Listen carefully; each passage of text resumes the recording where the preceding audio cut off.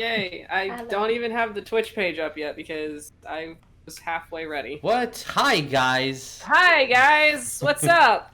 Happy Monday. Welcome to Divine and Conquer's Hoard of the Dragon Queen, which is a 5th edition module that I'm running out of the Tyranny of Dragon. Yeah, look at that. Look at those books. Look at them bookos. We're still on this one. Eventually, we're gonna get to this. Eventually, we'll migrate. We'll move our way up in the world. Okay. So, do we have any special announcements tonight? Actually, I do. If no one else does. What's your announcement, bro? So our bros. I'm gonna make sure that the address is not shown. Hannah from Queen Chain Design sent me a thing. Look at that! Look at that thing. Boy. I'm gonna open it now, like right. Ooh, unboxing. You're just doing an unboxing right now? Yeah. Wow. Right now? On my Wow, what a stream? copycat. Yeah, Excuse me? it's Also, On you're stealing stream, Jeremiah's what a idea? copycat. Why are you stealing my idea, Why bro? did you have to pack it so Come on, clock's ticking. hard? If it's a gigantic is gonna be. It's shaped kind of like one. What? No. Ooh, what is that? I don't know. Greyson look like? What is that? Was this supposed to be sent to Greyson? Ooh, What? what is that? What even is this, dang. bro? Look. Oh wait, there we go. Look at that. What It's is a that? spud! That is so It's a cool. spud. That's so cute. Look at that Spuddy as a spuds. Dude, this is awesome. Oh, he's so cute. Aww. It's on my desk. It's right there, next to the booty. Aww. Next to the booty. It's not likes the booty? I mean, I am and what? May he have you roll 20s all night. May this Why don't you ass. bless your dice? It's the ass next to the ass. What? It's So so. may this ass bless you today. Yeah, bro. Thanks. That's so cool. Yeah, that's awesome. Yeah, it's so cool. Yeah. All right. I'm excited. Does that mean that Spud has to be has to be like an idol or something in your next campaign, where you can pray to the donkey totem? Yes. Can that be a barbarian totem? That's Totem with exactly a what I'm donkey? thinking. The totem with the donkey. I fucking love that donkey. He has a maximum capacity carrying weight of 1,000 pounds. You just No, I'm legitimately going through it. Your carry capacity is quintupled. Yes. You have resistances to certain things because of stubbornness. Yeah, no, I'm. Also, you can do it offhand, and you can double your bludgeoning damage. that too. So you can, as an offhand, you could kick someone in the head. I was thinking bonus action. You can attempt to kick somebody and trip them. Yes. And you have resistances to being pushed Yeah. or pulled. Beautiful. Wonderful. 10 out of 10. 10 out of 10. You're a immovable object. This is so cool, dude. For real. Thank you. Yes, that's pretty awesome. Yeah. Yeah. But he has blessed us today. Spud has blessed us today. Oh, Hannah, you're on chat. You should put your site so people can go get stuff from you. I endorse. I endorse everything that you will do for the rest of your life based on. Endorse small artists. Please. Go check out Queen Chain Designs. Go get some beautiful chainmail dice pouches, all that good stuff. Yeah. I usually rotate these every single week, and it was just a big coincidence. Like, oh, this is this week's. Oh. Isn't that a coincidence? That's a sign. Yeah. So, any other announcements other than a really cool one that's coming up in a week? 1 week. What? In 1 whole week. What? Glenn? I'm not already prepared and Glenn, have maps and explain everything. this. Explain. My dog is barking a lot, so hold on. Okay. Whiskey, explain it right now. Whiskey. Whiskey is explaining it. Oh, yeah. Whiskey's trying to spread the good word about Alistair, which is a webcomic that Len and I have been working on for about 1.5 years now, and we are like a week away from August. Less than a week if you're counting the first. And we're going to be launching our webcomic soon. And to celebrate that, we have 2 special things that are coming out. Oh my god, you guys were like synced on that. So perfect. The t-shirt is right there. I can go get it, but I need to fix something on chat. No, you good. Yeah, so we're celebrating with 2 special events that are coming up. On Saturday, Lynn and I are going to be hosting a Demiplanes and Doodles episode where we are literally pulling the bros, West and Alistair, from the fantasy realm that they are from, and they are going to be drawing with us live on our Demiplanes and Doodles episode. So it's going to be and they're gonna be taking Q&As as well. Yep. So it'll be an Alistair Q&A with the bros. Cannot wait to see Wes draw it. Anything. Yep. I cannot wait for Wes to write all the words. Oh yeah, he knows so many words. He knows as many words as he can count. We're gonna have to tell them to not curse. Well, in the we're gonna first tell Wes 5 not minutes? to curse in the first 5 minutes. Yeah, that's gonna be hard. Try to tell Wes not to curse. Yeah, so Demiplanes and Doodles will have that coming up for you on Saturday. We're gonna have we'll put out some special promos for it as the week goes on. Also, we put an announcement out on our Twitter today and our Facebook and our Instagram and all the good stuff. But we are also running a special Alistair one-shot on Monday, August the 3rd, and it'll be at this time that we're hosting Hoard of the Dragon Queen at 7:30 p.m. Central Time. And I'm going to be playing West the Barbarian. Lynn's going to be playing Alistair the Righteous Paladin. I don't know where Jeremiah went, but I know he's playing like a good rogue boy. The goodness of the place. And Tabatha is playing the residential spellcaster that has to put up with us. That's okay. She already has to put up with another pain in the ass. Uh-oh. If you follow our Sacred World lore, you would know. Yes. What just happened? Oh, Jeremiah, there you are. We were just talking about the Alistair one-shot. Who are you playing? Where were you, Jeremiah? For some reason. I don't know. Who are you playing, Jeremiah? Just went away for a minute. What? I don't know. I don't know. I'm Okay. playing... Oh. What? God. Hey, I just said it. The Dragonborn. Got it. Yeah, got it. Yeah, What? you're playing Dragonborn fighter, obviously. Right. So that's what's going to be coming up in these weeks. We're super excited. And if you're not a patron already, you can scroll down below on our Twitch. You can subscribe for as little as $1 a month to our Patreon, and you get access to our Discord, all this other good stuff. To hang out with us on Discord, you get to contribute to our Demiplanes and Doodles episodes by giving us suggestions of what to draw. The higher up tiers get 20% off on commissions from either Lynn or myself. So that's also cool. And we also have a special Zesty tier that you get Zesty art once a month from us, which is art that we don't show in the comic. It's pretty. Or in broad daylight. It's pretty good, not gonna lie. That was wonderful. Yes. You all get the good stuff. The good stuff. The good Zesty stuff. So so think about supporting us. You don't have to, of course. Like, nobody's forcing you to stick to a paywall. It's always like any content that we release other than the Zesty art.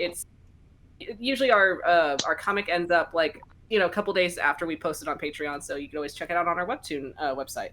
So you can go follow on Webtoon there, so you can get updates whenever we publish. And go check us out. Yeah. What's up? What's up? What's up? Righteous. Right. So righteous, bro. moving on from there. I believe we talk about our bros at Talon and Claw next. Question. Yeah, who make super cool dices and some dices trays and some the dual hex dice roll. Dun dun dun dun. Their Etsy information is down below, and if you use the code Divine Conquer, you get 10% off. And I saw some other cool things. I'm not gonna lie, their Pride by Council of 7 dice roll. The color scheme looks so fucking cool. Oh yeah, that looks awesome. I want it. Oh, and also for the people that supported the Kickstarter, they had an announcement that they just received their whiskey barrels, nice lids and stuff. So they're gonna start doing production on that. Delicious. And I'm excited. Yeah, dude, same. Yeah, so go check out our friends at Talon and Claw. So yeah. That's And talking about other people's merch, other get people's our merch. merch. Hey, Oh, yeah, yeah. check out our merch. Look at all those Yeah. sea devils. We are so sea Right. devil-y today. We're so CW today Look, because look, you yeah, guys Sea are the Devils, Sea like- Devils. That's true. That's true. And yeah, so speaking of supporting awesome creators and streamers, hey Jeremiah, you got something going on tomorrow? Wait, I have something going on Do you tomorrow. have something going on tomorrow? Do I you have do a something thing going on tomorrow. Do you not do a thing during this week? I don't know. I don't know if this I'm is with- a bit or if you just freak. Let me stretch a little bit. Ooh, that ghost. Ghosts, ooh. Yeah, I am streaming tomorrow for the game room, and I'm playing Ghost of Tsushima. Yeah, And I'm- dude. That What time are you streaming at, bro? Let all those good people know. 5 p.m. Central. 5 p.m. Central. So go check out Jeremiah on the game room as he streams a really awesome game that I just want to watch now. Yeah, what's Yeah. cool? Yeah. I don't need it. I slept through my alarm today. It's fine. Whatever. What even is that? It's optional. Anyway. Oh, Anywho, So that's all of our announcements. you. We go ahead and we can introduce ourselves. So, hi, I'm Vic. I'm going to be your god and one hecking nervous goat boy today. No, not just that. Not just that. And everyone else under the sun. Okay. But mostly just your god and one hecking nervous goat boy. And underneath me is that one. Yo. Hey, everybody, I'm Tabatha. I will be playing Janva Vohntree, the Drow Cleric. Yes, He's No. tired, y'all. I was gonna say. He's like, tired, you y'all. good? You done? All right. Next to Tabatha is a old Tortle dude. Oh yeah, that's me. Hey guys, Jesus, I'll be playing Fox, who is a Tortle Druid, the grumpiest of grandpas that you've ever Aw. grumpied, The grumpiest. with his best bro Spud. That little Yeah. baby. All right. Next is Fox. It's gonna be a Burbo.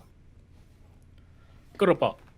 Hello, my name is Jeremiah, and I am playing Birdurai the Samurai, an Aarakocra fighter with all the nat 20s. All the net. Every single nat 20. I promise I'll share next time. And next to that, I have some fish people. Ooh. Stephanie, Yes. Oh, hyper Oh. fish person Triton who doesn't want anyone to die. correct. Hi, I'm Josh, playing Yuliy, babysit. Babies. Ophelia's babysitter. Yes.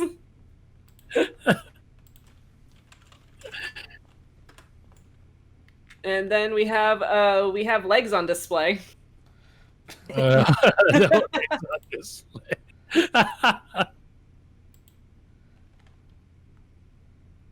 Lynn, we cannot hear you. We are muted. Lynn, you have been silenced. This I is haven't been Dan. silenced. Who did this to I was you? gonna say, Finally, I finally, you've if- been silenced. Damn. I was gonna say if I could extend my leg like he could, I would. It'll be all the way to the ceiling. Yeah, exactly. No, my name's I gotta, Lynn. I gotta try first. You want to what? Oh. Oops. My name's Lynn, and I play Greyson. He is the human noble and conjuration wizard. And look, he's so pretty. He's Oh, so that pretty. That pretty boy. You certainly don't look like that no more. He used to. She's still pretty. This was me in the prime of my life. It's still the zestiest. I don't know Hated what. every Oh. second of it. Yeah. All right, and so if we're ready to go, we can roll that intro Oh. and get to it.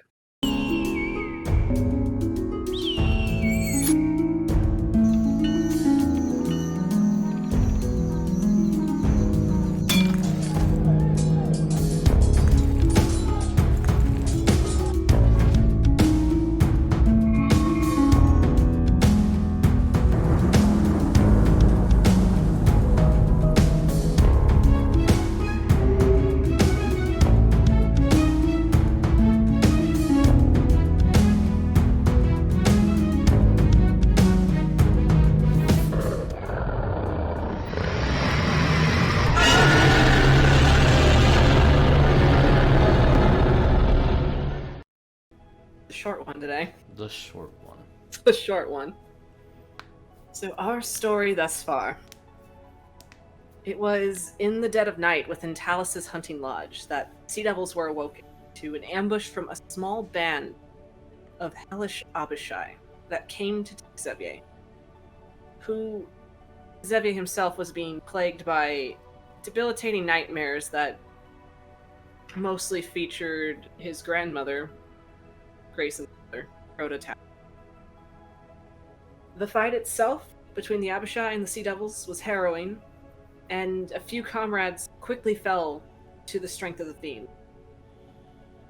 And just when Janva felt that the tide was turning, everything fell into darkness. Janva awoke at the well. Friends laying dead before her. Xavier chained the colts. Sacrificed Tiamat at hands of, well, her hand, from what it looked like. Someone that looked just like her, but was also wearing the red dragon. And after a series of strange dreams that you all separately fell into, you awake safely in bed. And the morning continues on, as if last night never. Prepare your departure to town of Parnast, to out Cloud Giant Sky Reach. So, you all are, for the most part, where we last left off. You were gathered for breakfast, getting ready to get going. Huge. You are.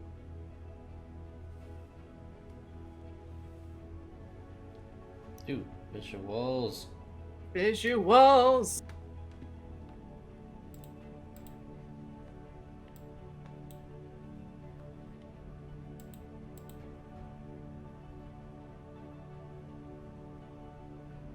For the most part, you've all managed to gather downstairs in the kitchen area, Xavier having made a quick breakfast for you all.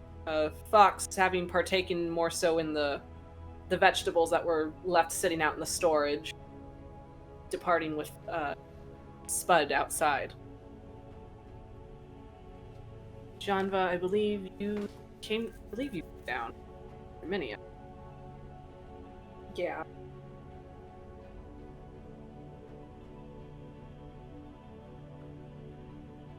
I came down with Janva. Right. Okay, let me get you. Yeah, because Fifi was so nervous that I was gonna just betray everybody. Not precisely that, but she sees the good in you. She doesn't want you to go bad. Yuliy, I love you were Don't staying here in servant. Something, I don't have friends, and Janva's like, are you okay?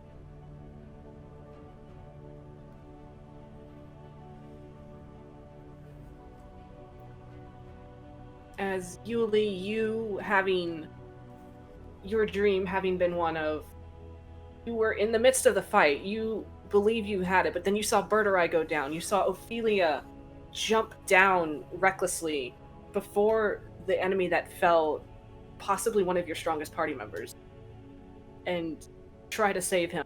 Just when the Red Abishai was starting to swing down on her, everything went black, and you found yourself falling back, hitting hard into the dirt of the training grounds that you had spent some time learning your skill at. And then you heard your brother's voice. Your brother that, no, you haven't. He tells you, come on, soldier, get on your feet. You think you can impress the Tormenta girl laying there on your back?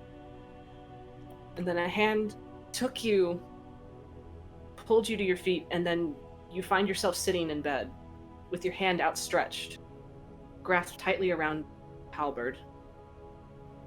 And last.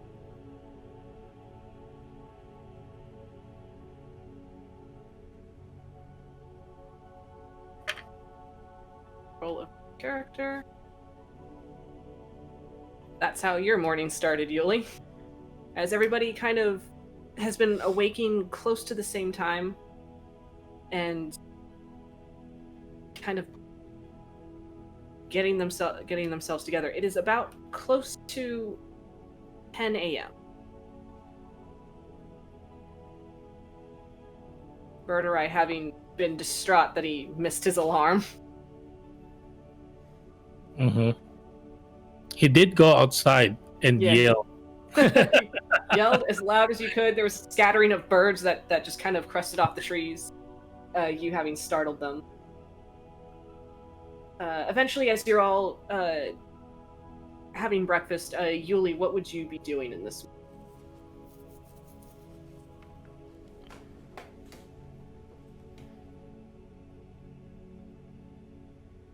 I stay in my room. Okay. Kind of still sitting there. Very, very weird.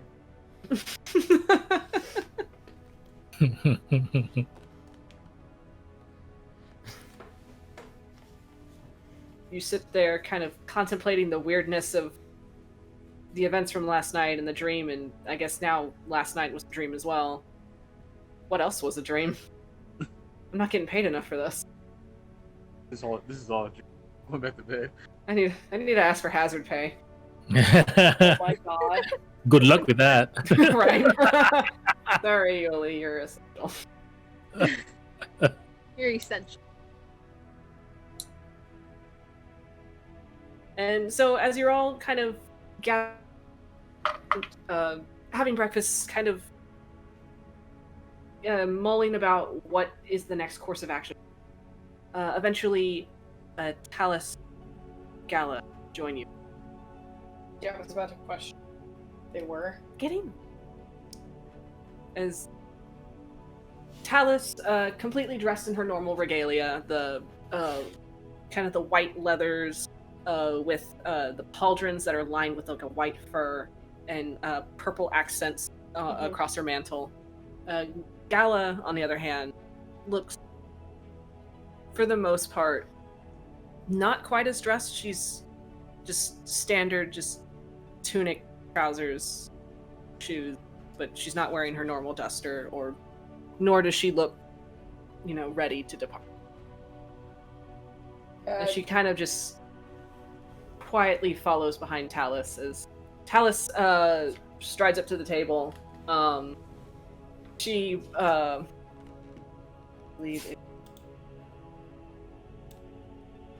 no, Julep is Hoard. Okay. As she kind of walks up to the table, kind of grabs a bread roll from herself. She elbows Julep and she says something in Orcish to her. And they just kind of have a moment where they're joking back and forth. Mm-hmm. And Gala just kind of hugs the wall close to the door, keeps her arms kind of folded to herself.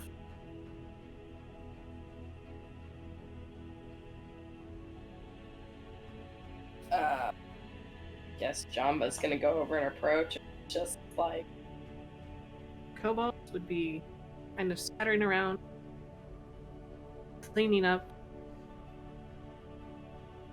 Yeah, she would just ask. It's do you want anything? It's hi, good morning. Do you want anything? I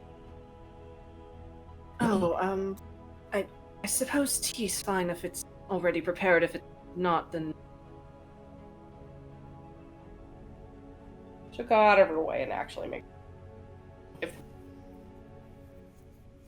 Which I believe, Greyson, you did have tea prepared last time.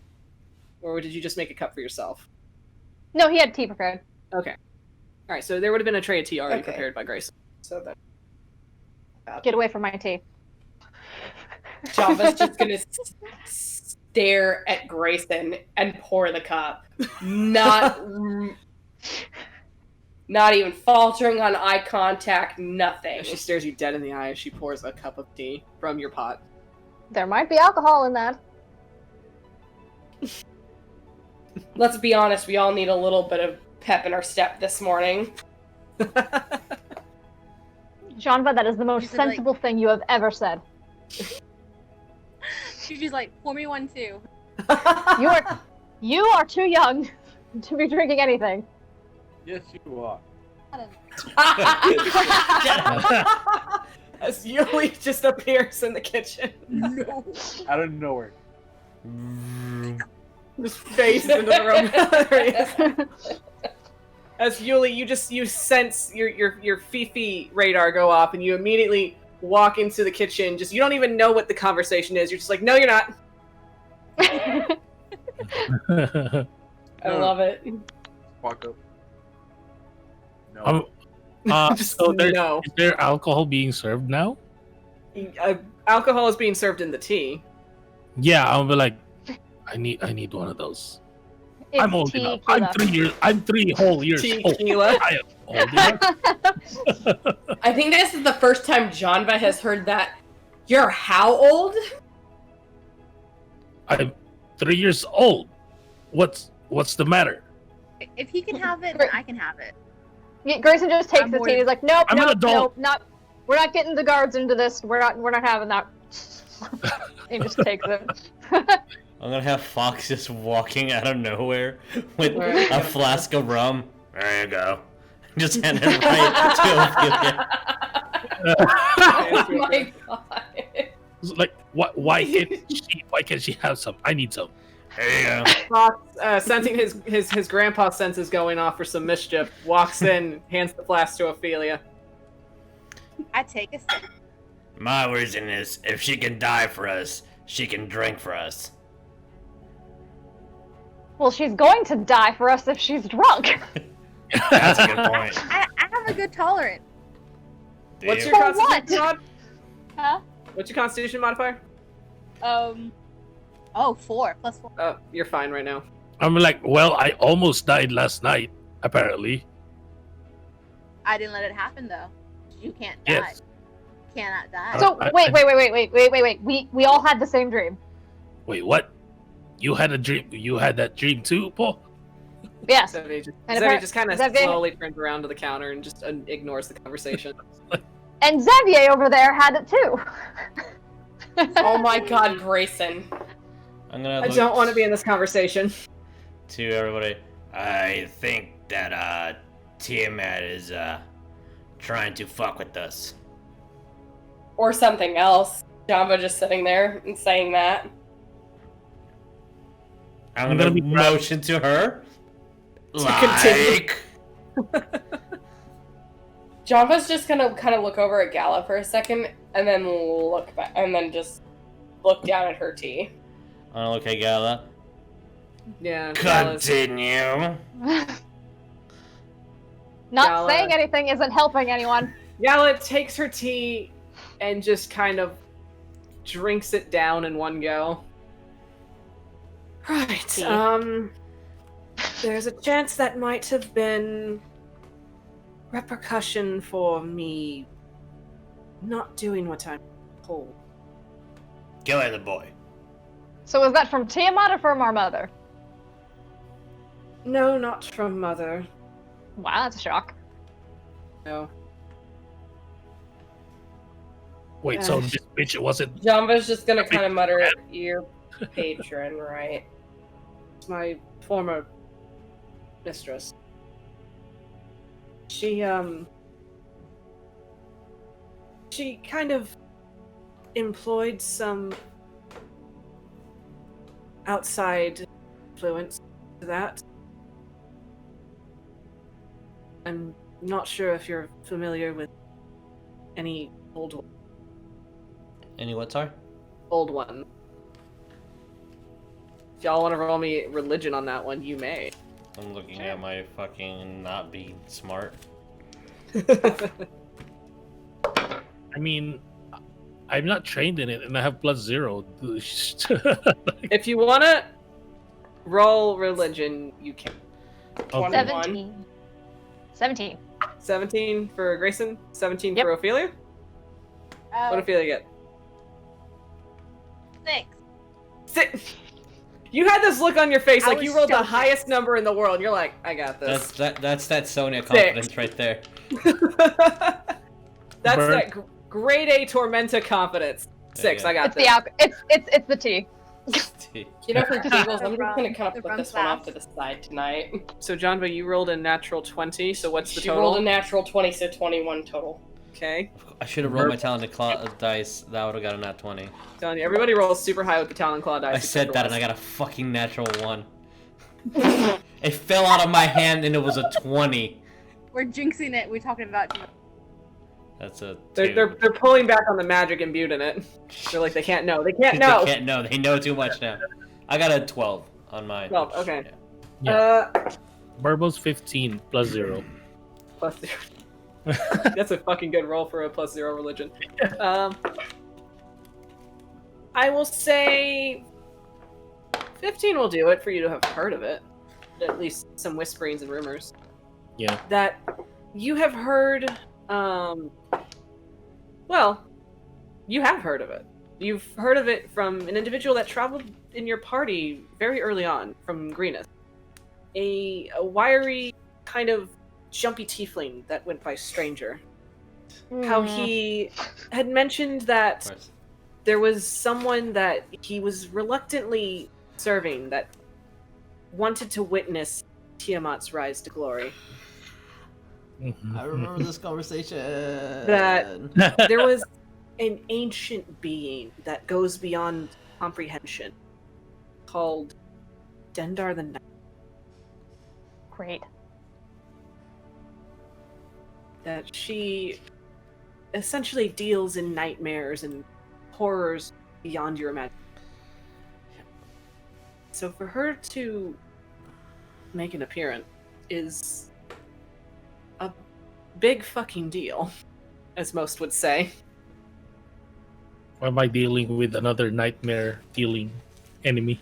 Hey, bro, coincidence in the writing. The coincidence in the writing. Oh, I don't know. I'm going to be giving everybody 1 potion of healing, by the way, before Okay. I forget. Because I made 7. So now we all have 1. One As- each. I can math, right? 7 party You members? can math. Math is a thing. So as There's 6 party members. Oh well, I guess Zevi. Xavier. Yeah.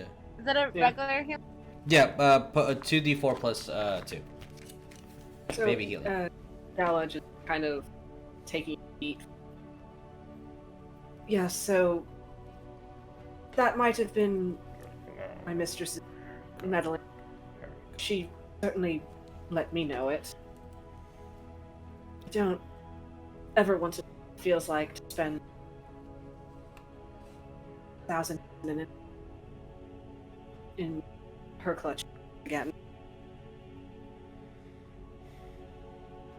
She'll refill on her tea and take another sip. Janva gets 1 whiff of that tea and just goes, nope. Tequila. Yeah. I hate Grayson you. said. Grayson branded, patented tequila. There's tea At vodka. that why certain can't there restaurant be- he works at. Yeah, can't there be tequila? Problem is, Janva takes 1 whiff of that with her -1 to Constitution and just. Do we have to roll Constitution for that? I just would do say after that?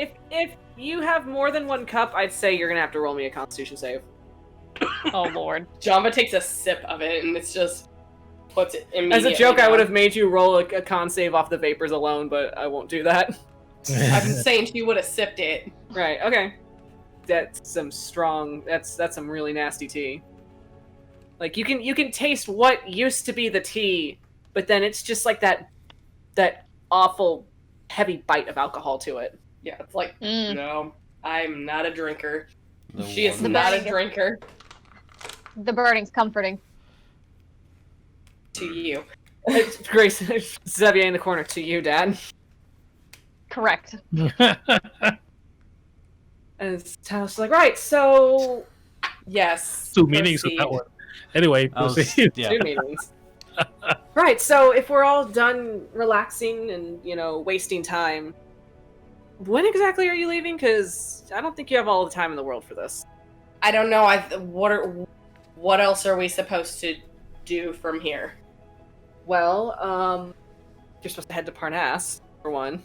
I know that, Talus. I can get us there. I mean, That's a hop, skip, and a jump. You can just walk down the. I'll send a troll with you. They know a shortcut that'll cut your travel time in half by like.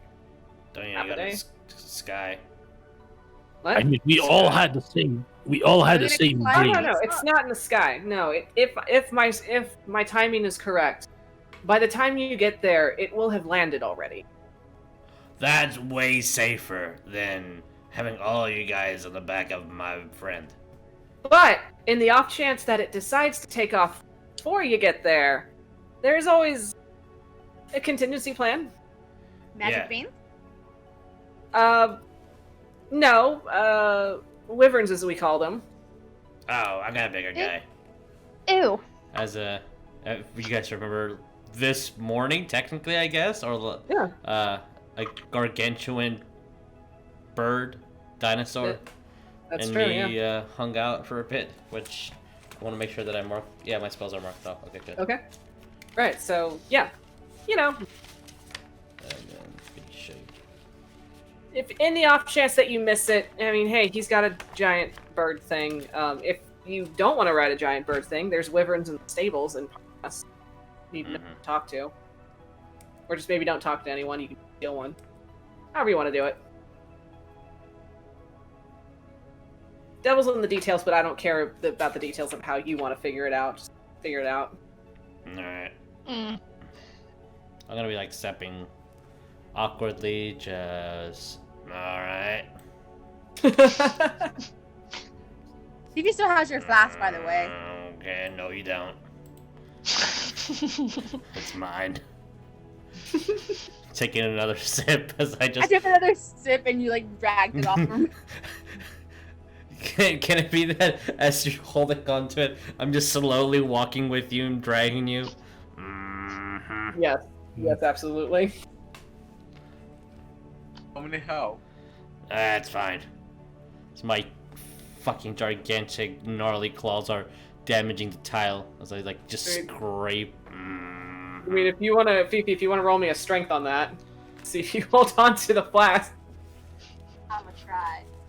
And Yuliy, if you're trying to hold Fifi, you can roll a strength as well.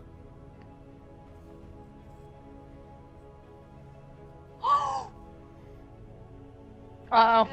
Beat Second a nat 21. 20. Beat a 21. Oh, that's pretty good. Bitch, she wants that fucking liquor. She wants that rum.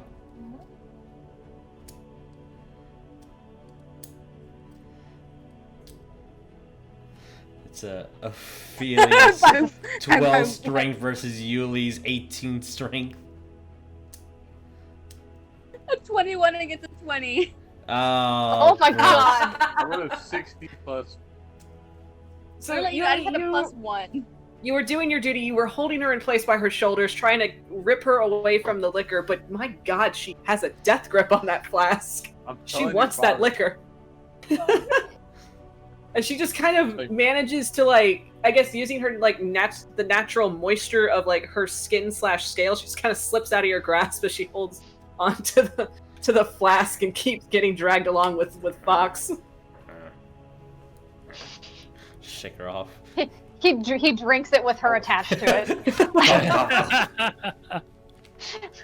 Just chugs it. We're like, no. Mine. Janva's just gonna be like, well, and then she'll look over to Gala. It's like, are you coming along? I don't know. I feel like if I continue on, I'd only get worse. She might be a beacon. And we'll Precisely. be that. I might, be targeted. So I think I'm going to find my way for now. I forgot. What was the last time we were on the Secret Away? That was Baldur's Gate to Waterdeep. Yeah, I'll throw up. Like, if you want to go on a ship, I have a ship. Just throw my name up in the air. Yeah, that's never gone wrong when you mention who you are. Never. No, say Ever. my name. Fox your- continues No, to never hold on at to that. all. Janva in the background looking directly at Ophelia. Yeah, Never. never at all. Because everybody seems to keep holding that grudge about Ophelia dumping information to Nirenvain. It was so One time. fucking good. It was That one one time. time, I One almost got you killed. It was just once. Just only It was one. once, I bro. was hypnotized. I was hypnotized by me flattering myself. Right, I think I heard of that ship. Nirenvain was talking about it. The secret oasis, right? Yeah, it's a secret. It's not a secret anymore, Paul. Sure. The best things about secrets is you have to, keep it for it to be a secret, darling. That's true, Birdurai. You gotta kill everybody in here. Alright, get to it. My ship! I'm unsheathing my sword slowly. As you do that, Ro immediately starts to unsheath his own sword. Oh, no, What are we fighting? No. I'm God. just joking. Where is the danger? He stands on the table. It Grayson was just a sips joke, his Paul. drink. Hops up on the table, holding up his sword with two hands. Yeah, I'm over here like, Bro. no, it's just a joke, Paul. Janva just I don't sighs. understand, Paul. We're not fighting right now, Paul. But you drew your sword, Paul. I did it. It's still right here. Pointing at my sword. It's halfway out, that counts. Paul.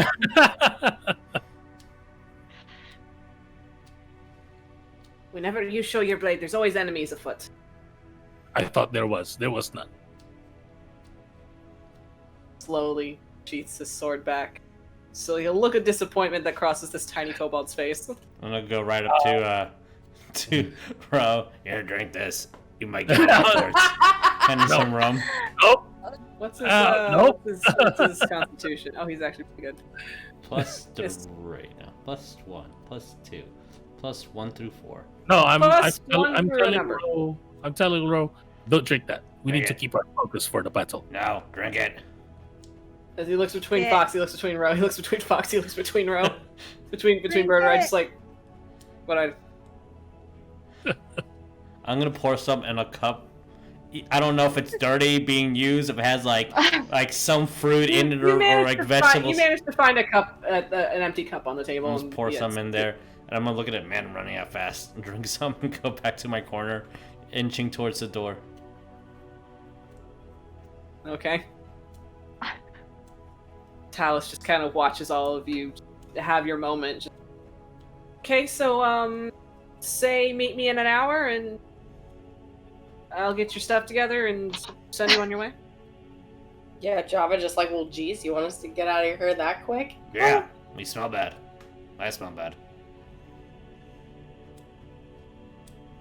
Java It's just not sighs. that I want you out of my hair, Jan.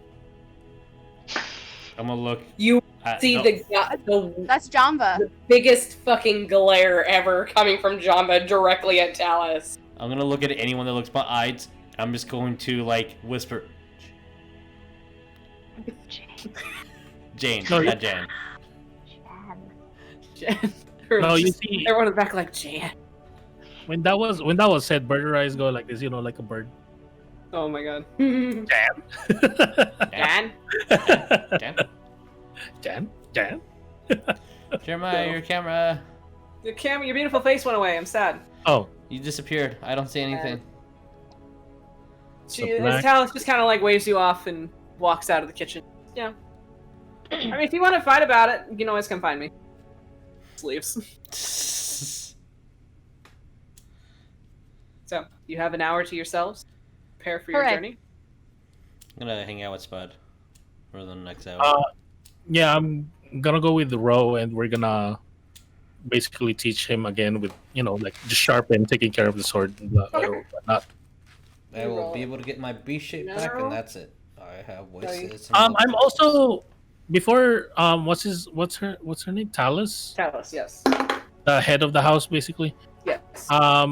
Before she actually leaves, I'm gonna ask if there's any kind of armor that can fit a kobold here.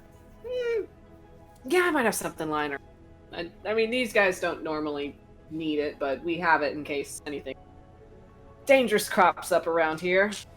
You know, they're squishy. So she'll, I'm actually gonna shake my pouch as well. I have gold. Keep it. Spend it somewhere useful. She will go do that, and within the hour, Ro is going to be fitted with a set of leather armor. Cool. Nice. Ooh.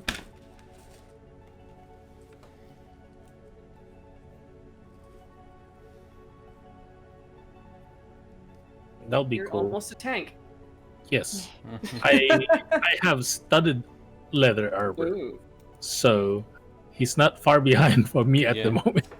Even though I can wear heavy armor, but nope, I can't fly. Yeah. So, as Talus goes off to collect things for you, prepare you for you all have an hour to yourselves. Fox spending it with Spud. I take it you're in the stables? Yeah. Fox? Okay. We're gonna be hanging out with our new friend as my staff changes into a snake. And we're just gonna be hanging out and talking. The conversation that follows, Spud just... So, you intend on leaving? Do you wanna come? I would like to help. Alright. Alright. I was scared if we were gonna be in the sky and you fell. I wasn't gonna be fast enough to get you. Well, that would be... But... fully...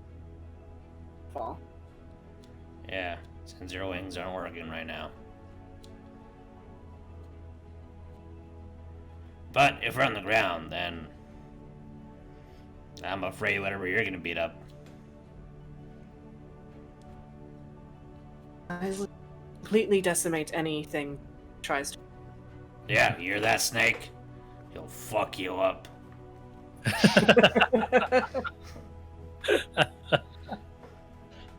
I did want to make it a thing, like, out of the time, because Janva would have just been wandering around the complex, and if she overheard that, it would have just been like, what the fuck? Which I think any time Fox is talking to Spud, he's in donkey. So you're just gonna hear she's used to that by this point. You're just gonna hear Fox braying to Spud, and Spud brays back. Yes. And then randomly hissing to a snake. Then I know what she would say, and it's like, what kind of conversations do you have with Spud? Normal ones. That's an incredibly rude and slightly dismissive Excuse me, statement. let me rephrase that. I apologize. Yes, we have completely normal conversation. Yeah, what are you talking about? As I neigh that to him. Yes. Well, it's gonna start feeling a little bit stupid after that. You wanna hang out? Doesn't talk? You kind of like look back at the cabin debates. Oh, why the hell not? She just pissed me off. So There's also a giant pile of bones and bodies like 5 feet from us. Yeah. oh yeah, then she sees that. Hi, what is You want to roll a that? religion? Sure, Roll me a religion. sure. That was cock. Okay. 15. Let me look through the book. Let me see if that hits the DC. Back in my old days, and So, looking at it, you notice the pile of basically the pile of bones strewn about, blood kind of deliberately smeared to look like runes as these 3 boar spears are lashed together with leathers, and the carcass of a boar is draped on top of it. And you recognize that that veneration belonged to the Demon Lord Baphomet. Oh boy! Lord of Hunters and Slayers. Oh boy!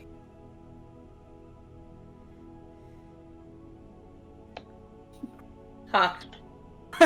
Yeah, pretty neat, right? You know what that is, right? Trophies. That's an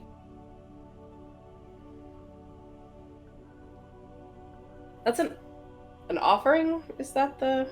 Yeah, so it's, from what you notice, it is an offering to Baphomet. That's an offering to Baphomet. Yep. Giant horn guy. Likes to stick in mazes.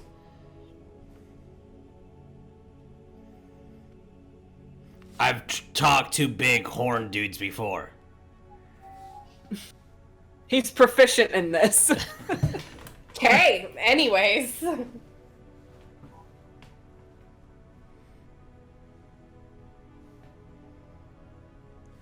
She's just gonna go over and scritch Spud behind the ear. Spud just kind of leans into your touch. I'm gonna show her a gigantic black snake. Isn't it cute? Adorable. Yeah. Yes, I know I'm adorable, Spud says. Spud agrees. I guess we'll just be chit-chatting. Okay. Yeah. Alright. Birdurai, I believe you said you are teaching Ro proper weapon maintenance. Yeah, and basically we're at the whetstone, All right. sharpening it. Okay, I rolled an intelligence for him, and with his fancy new stats that I got him, he rolled a 2. He what? He rolled a 2 on his intelligence for that, so it's Nice. a concept he's not grasping yet. I don't understand why we need to wet the stone. Also, why do we put the sword on the wet stone when the sword is used for cutting? Are we cutting the stone? No, we're sharpening it so that we can cut properly the enemies. I do not follow. If it's not sharp, it's not gonna cut anything. You see that he's like having trouble kind of like properly handling the sword on the wet stone. It's kind of like slipping in his hand. The blade also being like a little bit awkward and a little big for him. Oh god, I get it. imagine Ro has the stone, he's just hitting it against the metal. Not like that! Not like that! That's the sword. God. My stone is wet. That will Stone be is wet. I have succeeded. trigger. That will trigger Birdurai a lot when that happens. Yes. So. No. Oh no. Like I kind of get it. The first time I used a whetstone, it wasn't good. No, it's horrifying. So Gotta have the right angle. just the right angle. And if you slip, fuck it. So, as doing that, Ophelia, Yuliy, is there anything going on with you as you're taking your hour to get ready? How's the weather outside? It's fairly nice weather. It's a little bit chilly as you're in a mountainous region. Snow is kind of packed around, not necessarily blanketing the area, but there's like small clumps in places. But other than that, it's a very nice, very sunny day. I'm gonna have Ophelia just go outside. I'll take like if there's like a bench silently. You would find a nice sitting area outside. Yeah, after everything, gonna have a calm, relaxing moment for a while. He's taking 5. Far away. What was that, Yuliy? I said that's what I was gonna do. Go far away by myself. So the Tritons are walking on opposite sides of the ground. Ophelia going one direction, Yuliy finding another. As Yuliy, you find your moment of solace a little bit towards the wood's edge, where you see a couple of the trolls just kind of hanging out, talking giant as they're skinning some some bucks that they found. As they kind of like look up at you, and then they just like start talking to each other in giant, and just go back to their work. Yeah, I'm just gonna sit by it.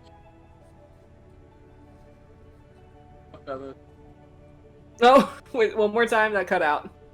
So I'll sit by a tree, like near them, sharpening my halberd, and just be like, What's up, fellas? As you are caring for your halberd, in the moment, it's silent. Very calm and still. Stuff. Alright. So, that. Greyson, is there anything you're doing to prepare in the hour? Of course there is. He's gonna walk up to Xavier and just kind of clap him on the shoulder, like, I'm gonna go take an hour-long bath. If I die, I want to look nice, especially if your father comes to retrieve me. So if you need me, that is where I will be. I didn't need to know any of that. You just picture it. It's like, hey, fucking dead. All right. Grabs by the Just legs. like, grab and just walks away. Ow. Here, this look nice though. And just keeps walking. Thank you. Good food. Let's do the ritual again. Again. All right, let's go walk back to hell and yeet his soul back into that fucking corpse.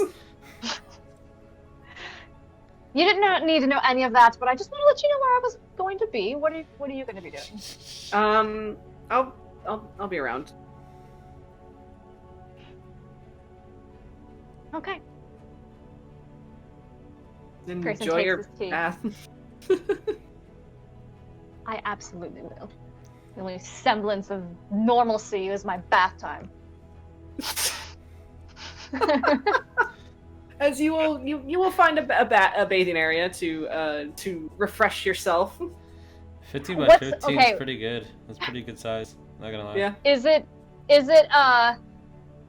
like a communal thing, or is it like a private? Is it nice? Okay, so On the scale one of that's 1 to 10. as you're kind of meandering around, the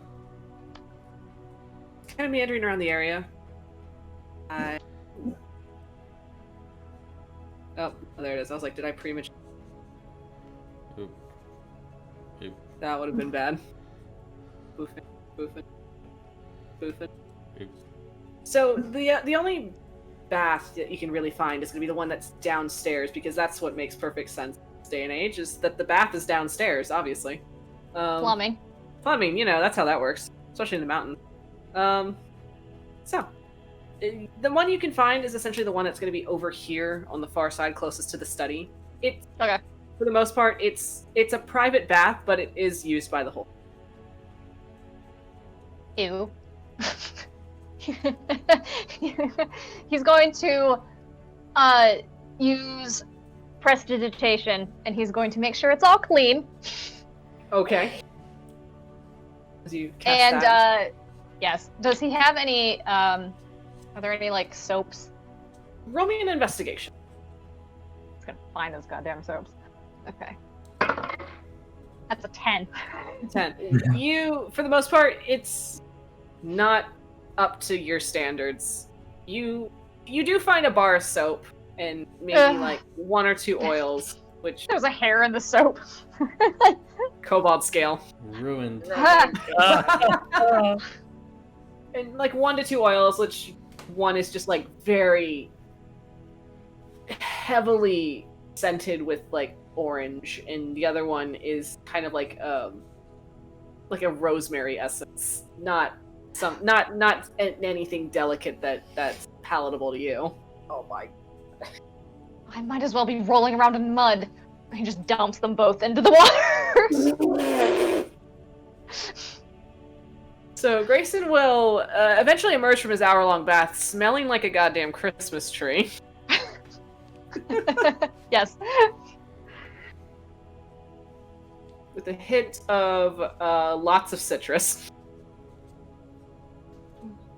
So, alright, as everybody prepares, gets ready for their journey, eventually, you all gather in the in the foyer as you're ready to depart. Talus will be there waiting for you.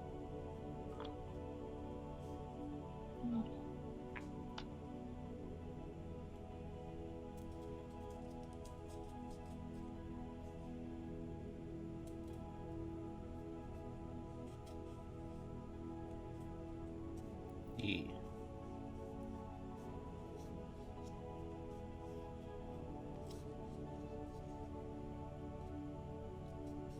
Gala in the foyer.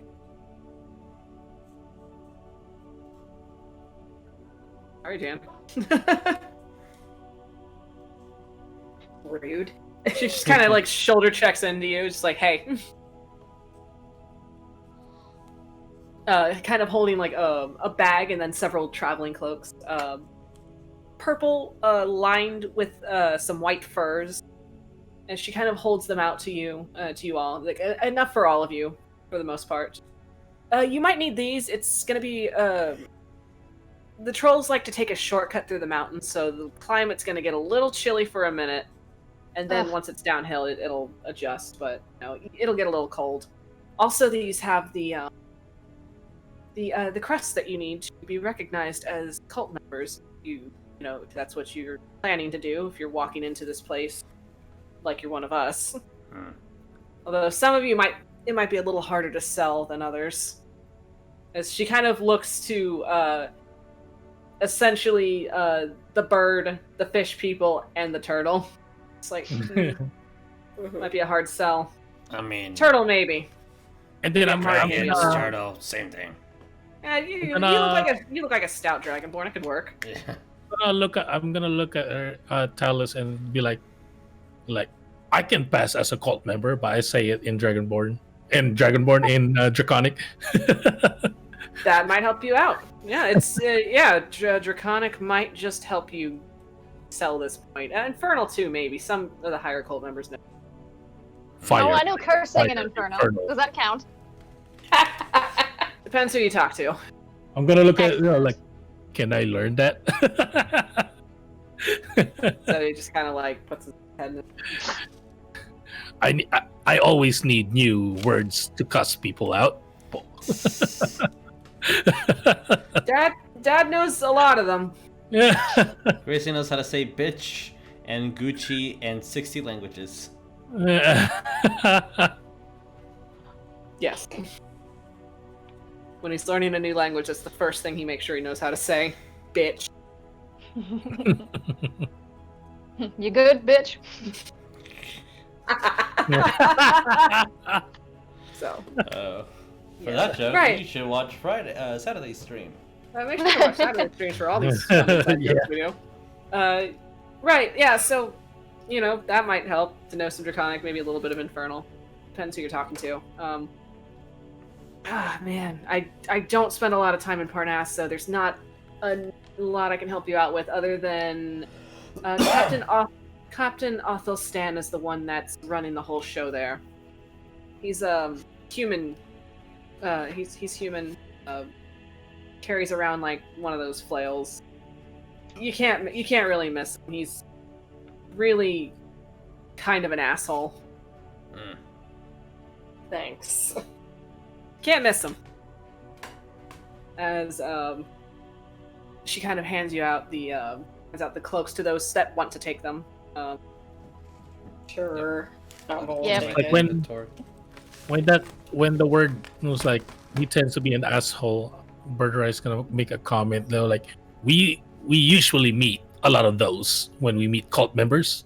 Oh, good. You'll know what they. You, yes, Paul. No, I'm an asshole. Trust You're me. kind of like you're the nicest one we've met so far, Paul. I'm a decent ass. Hey, I'm a decent asshole. What can I say? Janva's just putting her head in her hands, like, oh my god. You did try to kill us when we first got here. I didn't kill you. I just threatened. There's a difference. There is a difference, Paul. Killing is no. If I wanted to kill you, you would have already been dead by now. Yeah, we've heard that some before. credit. Unless you're my mother. She likes to play with her food before she kills it. Oh yeah, like a cat. I'm pointing. Yeah, I'm not fond of that woman. Janva's just gonna walk up and take the cloak and just look, and it's like, thanks, Tails. And she's just gonna walk. As you take the cloak, she's gonna hold on to it for a moment. Mm-hmm. She's like, now if you're gonna treat me like that, then I'm not gonna give you, my other gift. Ooh, I'll take it. I'll give it to him. Kind of thumbs over to Greyson. I'm like, you're rich. Finger waves. You're If I rich. had Can I have it? popcorn, it's you. You're rich. I'm poor. Can I have it? I don't think. I'm not sure if you'll know how to use it properly, Birdman. Is it a sword? It's a wand. Oh, never mind. Oh, perfect. He's gonna take his hand and just put it in Birdurei's face and push him back as he walks. I was like, towards no, him. that's not what I was like, oh, never mind. And then I see that, like, oh, I said never mind. Dad, please behave. But shiny and new. Janva will just look back over it. I mean, if you want to use it, you can. If you want to hand it off to one of your friends, I don't care. It's something to help you along if you want it. It's not like I like you or anything. Eats more popcorn. Sure. As she will pull, already like holstered in the band of her belt on her armor. She will pull out a pale blue wand that's kind of it's that twisting, looks like it's carved from ice, and then on the tip it looks like it's grasping a large knot of sapphire. Crit. So Ophelia goes, ooh. Janva is going to be very, very delicate, and she'll take the look at it. That is What? that Yeah, sorry. maybe cut out. What a was wand that? of wet. The one of what coming? What? What's coming? I will blow out your fucking ears, Jesus. No, I need to edit this. What was the one's name? Sorry. That is the Wand of Winter. That makes way more sense than what the fuck I heard. I will slap you in the eardrum. Yeah. I mean, yeah, that makes sense. Do you need a drumsticks? Janva's I have just some. gonna look at it like this. Thank you. You're welcome. It'll help. I'm gonna Maybe. point I don't know. towards- I'm gonna look towards Greyson. If we have to fight the white dragon, that won't do shit. Just lean back on my snake staff. Were you being really, really loud with that, or no? Fox is always loud. Yeah, I whispered to him. Janva's gonna from look 15 over feet and away. it's like, we're not going to do. I far want to as I'm fight any concerned. dragon because they're really cool. Yeah, please be gentle with him. He's kind of old. It's I'm gonna look excited when she says that. I want to talk to somebody my age. Fox, I'm older than you are. What? Yes. I'm gonna look. yeah. I think As I all think these my- numbers pass by my head. As- No. As Zevi just kind of like rubs the back of his neck. He's like, yeah, I think my dad's like, I don't know, 60 now. I'm gonna look at. Excuse me. Yeah, I'm looking at I'm gonna him look at- also annoyed and like, nobody lives past the age of 40. And I'm 42. I'm Janva in my in the early background 50s. will- I feel like Janva's gonna look over at Talus. I feel like they both look at each other and it's like, well, shit, we better not tell them about our elven heritage. I'm gonna look at Fox when he said, "Well, like I don't know I'm what you're 42." talking Was about. like, I'm a you scrub. live past 30? What? I'm a young chicken. Says. Janva's gonna look at her and like, you're older than me, I believe. Huh? Nah. I don't understand anything that you guys are saying. None of these Don't worry words make about it. sense. Don't worry about it. Birdurai is in shock. Fox is the oldest member here because he's 42. He lived Yeah, past. Janva's gonna 30. walk by. Hey, by the way, I'm 90. I'm gonna look at it. That's not even how math works. That's not. I'm 90 years old, Fox. I'm gonna look at Janva like, are you immortal? I'm gonna look towards Birdurai. She's immortal. Completely knowing she's not and understanding what's happening, but he's just playing along with the whole situation because it's Fox and why not cause chaos? She's immortal. And I'm even more, and Talos is like, I'm even more immortal because I'm older than her. Double immortal. I'm double immortal. They're practically liches. It's true. I sold my soul a long time ago. Yeah, same. You and me both. I don't have a soul anymore. I'm just A whole bunch of fucking just misfits here. As Gala just kind of like puts her head around. just gonna go to Ro and test his armor out, like, doing this. So he kind of puts his arms out and lets you fuss with the buckles and seeing if it's properly fit, if it's tight or whatnot. How old does Gala look? Excuse me. I'll she figure looks her out. about. She looks fairly young. Okay, About that makes sense. that makes sense. about 22. About the age you were before you left your W. Got you. Yeah, Janva's just gonna look back over at Tal. Well,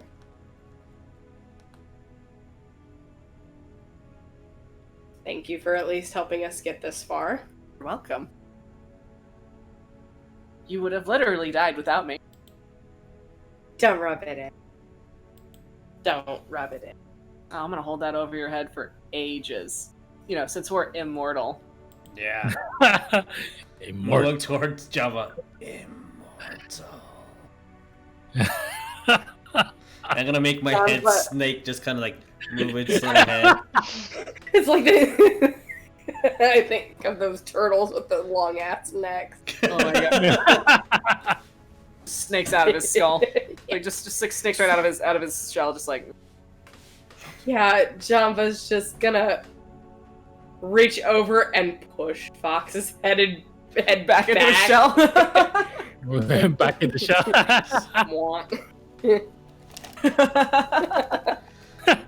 And it's like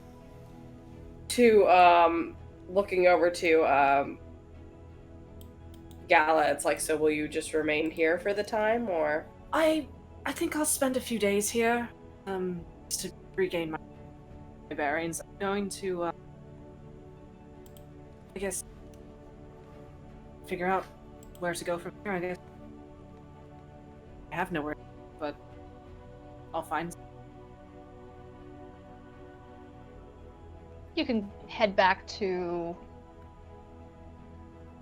our mother's estate. Is it Waterdeep? Is that what that was? How about no? Waterdeep. Yes, it's in Waterdeep. And I only say that because maybe it's not there anymore. I don't understand what that means. Don't worry about it. But Xavier just kind of in the background. He asked my other dad to set it on fire. Oh, I hope he did. Maybe. I don't know. Depends if he's, fixed like you. Fixed. Either he'll do it out of spite or he'll not do it out of spite. It's whatever he feels. When that happens, I look at Xavier and I'm like, okay. You asked him, alright. We'll pretend that happened. But I suppose you can always meet up with there. Of course, if anything bad happens to them, I will hunt you down and murder you. But if you think it's fine, it's fine. I mean, if that's the case, would you rather I stay away from them? Unless you feel it's safe. So I could check in. My two youngest would probably love to meet you. So I could do that. See if I can find myself. I'll check in. You plan on turning to Waterdeep? When this is over? Suppose I will meet you all there. If we survive. Please do. I'm just now learning what it's like to have some semblance. I would rather not lose it. Then we will have a lovely dinner date set, and I will be there. Okay, I will hold you to it. Now you sound like our mother. Only because you did first.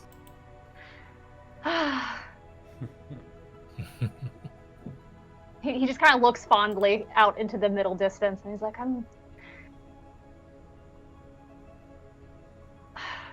Any advice that I should know about her?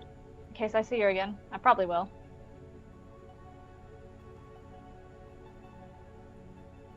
I know that she believes what she's doing. She's always believed that. I think she's willing to do whatever. Well, she tried to kill me, so I'd imagine so. She's willing to do whatever. We can't hear you. You're cutting out again. Yeah, I'm sorry. Eat the microphone. I think she's going to do whatever it takes to prove she's right. I really hate that we're like that too. I'd say it's hereditary, but I think it's just what we've learned from her.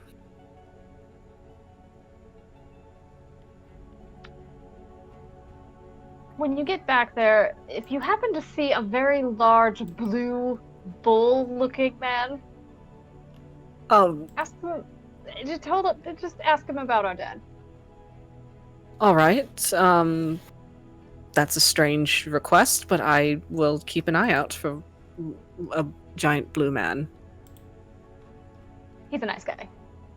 And you'll be able to see Dad again. I don't understand that at all. Don't worry about it. Sevi's like, really, don't worry about it. Don't ask. He's fine. Just ignore him. I'm very much the opposite of fine. I know. Right, I wish you all the best. She will. I will see you for our dinner date. She'll step forward to you, Greyson, and it kind of looking unsure of what she wants to do, but she'll just kind of go and awkwardly just put a hand on your shoulder and then retreat it. He's gonna hug her. Oh no. She will immediately just kind of stiffen up as you do that, just not sure where to put her arms. She looks to you, Janva, for help. What do I do? What do I do? It's called affection. Please relax. She'll slowly mimic what you're doing and put her arms around you, Greyson. My God, you're like my husband. Just hug me back, damn it. Yes. Yes. Since Fifi's right next to it, she's gonna think it's a group hug. As Fifi just dives in for a group hug. And it's ruined. No. As Fifi, you seem to be the only one in on this group hug. Janva's just gonna go fuck it and do it too. Okay, Janva's in on the group hug. Okay, I'm getting uncomfortable now. Enjoy it. I am severely uncomfortable as well. There's a snake that's gonna be slithering around you guys. Oh, I'm very much uncomfortable now. Grayson's gonna teleport out of the hug. Are we doing a team planning exercise? As Greyson teleports out of the hug, Janva, Gala, Ophelia, and I guess now Birdurai, they all kind of smush together into the space where Greyson once occupied, and they just there's an awkward moment of stumbling. It was supposed to be a hug group Grayson from exercise behind. of the wings going all Oh, over. the wings. And I'm going to mute for That's 1 second 8 because the dog's growling. 1 moment. Okay. Understood. Yeah, that was a best. Birdrice wingspan from tip to tip is 8 feet. So you're the That's best. one whole 4 Grayson feet leg. here and 4 feet here. An entire Grayson leg. One entire Grayson leg. Just one. Just one. Just the one. So, So, hug Grayson. What? I didn't hear any of that. So Yuliy's gonna hug Grayson from behind so you can't escape them. you'll be rolling a grapple check. You can just teleport out of it. Rolling a grapple for the initial hug, I'll say. Grayson, you can react accordingly. Ooh.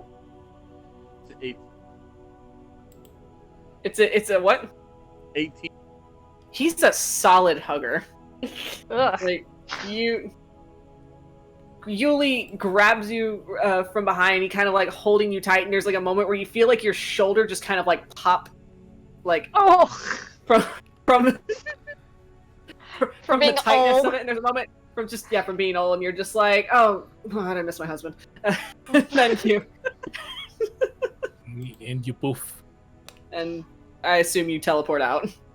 I just took a bath and now you've ruined it. I'm clean. Grayson, I licked myself a while you ago. smell like rosemary and roses. Well, it's rosemary and orange, so Oh, it's like excuse me, fucking. rosemary and It's orange, like yeah. really overwhelming. Yeah. It's like the How you worst kind of. smell? It's the worst Like kind of smells combined, honestly. Like an orange threw up on you. Like an orange and a Christmas tree throw up on you at the same time. Yeah. I'm sorry, what was that, Grayson? Finish that sentence. Janva's gonna look directly at him. Better than how you smell like manure. Because you were out the No. stables. When Grayson said, "Well, like I took a bath today," I'm like, "What? I'm clean. I pecked my under my wing today." Yeah. As Birdurai, as you see Ro kind of also do this, like mimic the same as you're like checking your wings, he checks his arms, just like, yes. Janva just gonna smile at Grayson and just pat him on the shoulder. You can polish a turd and it still is. And she's gonna walk on out. At least I'm polished. I'm gonna keep grabbing my invisible popcorn. He's just like in the corner, he just puts his head in his hands, just like, Dad, no. Just, no. Please behave. I'm getting cooped up here. I'll Yes. wait outside. So, Ro, Janva would have gone outside too. Are those were they fur capes? Is that what they are? Like yeah, cloaks? so they're What are they? fur-lined cloaks, basically, Okay. to Do travel. they have a hood? Do they have Yes. a hood? Yes. Okay, Grayson's going to dramatically throw his hood over, and he's going to flourish his cape, and as he walks out. of course. As soon as Grayson does that, you're gonna see Fox do the same thing, but his coat is gonna rip on him. As of his turtle shell just kind of like ripped through the fabric as he puts it on, and it's just like snagging and awkward in places, and you try to fasten it around your thick neck, and it just kind of like hangs awkwardly. So you pull it, and it like tears a little bit and like stretches. And if Grayson, as soon as like Grayson walks out and following Janva, assuming towards the outside, and Yes. I'm going also behind him. I'm gonna look towards everyone. I look beautiful, darling, and then just keep walking. As he walks, The best Grayson impersonation that he could do. That's perfect. As you walk out, your traveling cloak being too long for you, kind of trailing behind you on the ground, then into the dirt. Phoebe's gonna take a cloak and she's gonna put it on, but she's gonna like fidget a lot. She's like, I don't like wearing extra layers, covering up everything. And she's actually gonna be maybe like a tiny bit hot, just with the cloak on. Fair. All right. That's fair. Okay. And assume Ophelia follows everyone out. I'm gonna say assume Yuliy's doing the same. Yes. By the Okay. end of the campaign, we're all gonna have a strut that we pose. Yes. You're gonna have like a group catwalk. We're just gonna go around to team out. Roar, bitch, roar. Which, as the party's leaving, Janva, I assume you're leaving as well. Yeah, she would have. As Talis is just like, well, that's an interesting party you have. Annoying. Good luck. Resmir doesn't stand a chance. You know she's if there, they were right? able to take her out before. You know, we'll see. She's a little pissed from last time. Oh. Severin kind of, reprimanded her for that one. Well, You'll see when you meet her again. She'll be just ecstatic to see you. Well, as far as she knows, I'm dead right now, so. Yeah, we'll see. You know her, she's a paranoid bitch. The eye roll. Cue John. Agreed. As everybody filing out, Gala having retreated upstairs, Xavier essentially walking out with you, John, but he'll just kind of like look at the cloak and he'll just kind of like neatly fold it up and just hold it in his arms as he walks out. You okay? No, but we're here. I don't want to ask much of you, but I really don't want what we saw to happen again. I mean, I refuse. Yeah, it's not fun dying.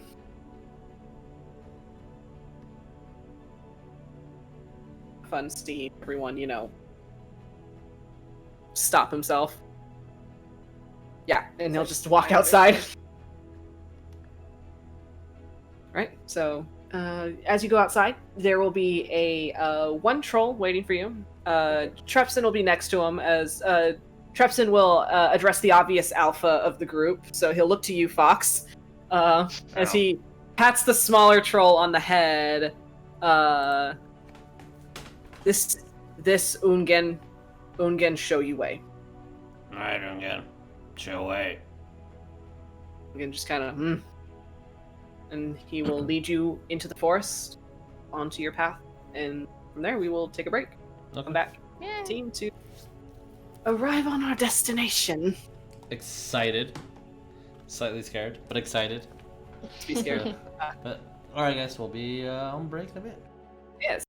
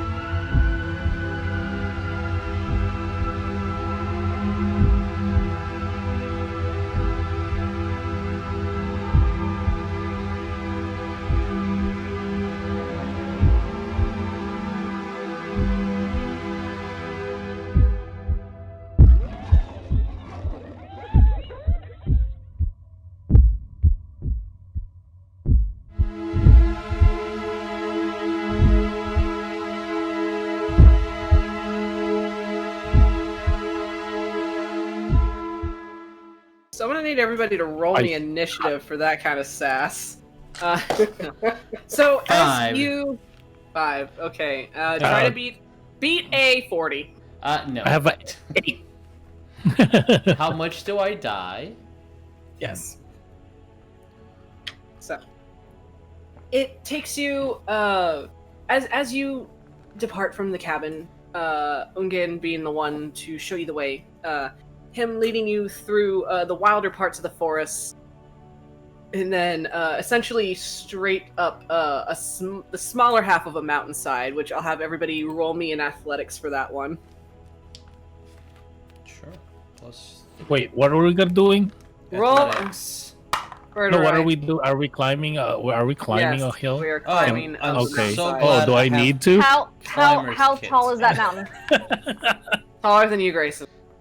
Can you teleport up there if it's over 30 feet? It's okay. So trying to, I guess, if you communicate that to Ungen, he will point essentially in the spot of where it is you wish to teleport, that he's taking you up to. So for the most part, it'll take you like maybe a few teleports to get to the point of where he's trying to take you. Okay. Also, what I'm gonna do is, I guess maybe it's athletics or maybe it's just straight up strength, but like I am gonna fly there. Okay. But I am gonna carry a roll with me. Okay, roll me in athletics then. Is it athletics or just strength? Athletics. Okay, talk.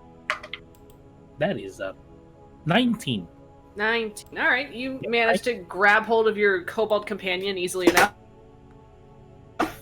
As Janva just falls backwards, apparently. Oh, I guess she dropped. There she went. Now she went. Roll me a new character. The sass continues. As what did everybody get?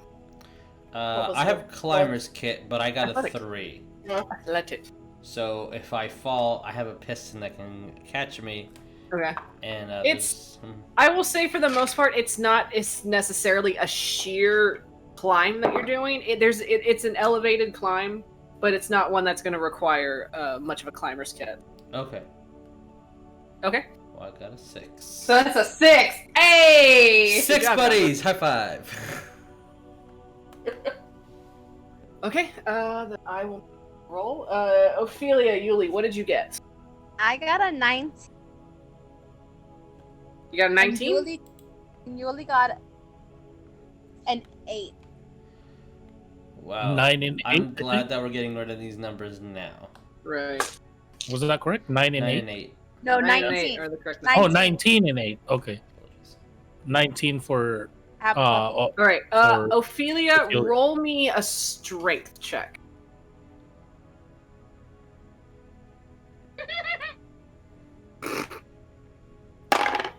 Two. It was a nat 1. Plus All right. Our luck is running out, boys.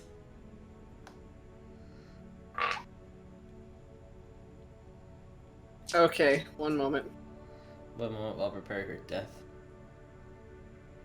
So, as you are starting to slowly make your ascent, it's an easy climb at first. For those that have no choice but to climb, as Birdurai easily flies up with Ro and his talons to the point and waiting for you all. And Greyson, who just takes a few teleports to get to the top and is waiting from what I assume is impatiently.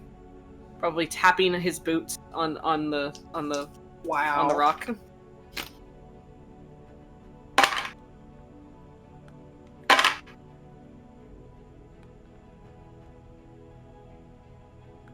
Okay. So as you are climbing,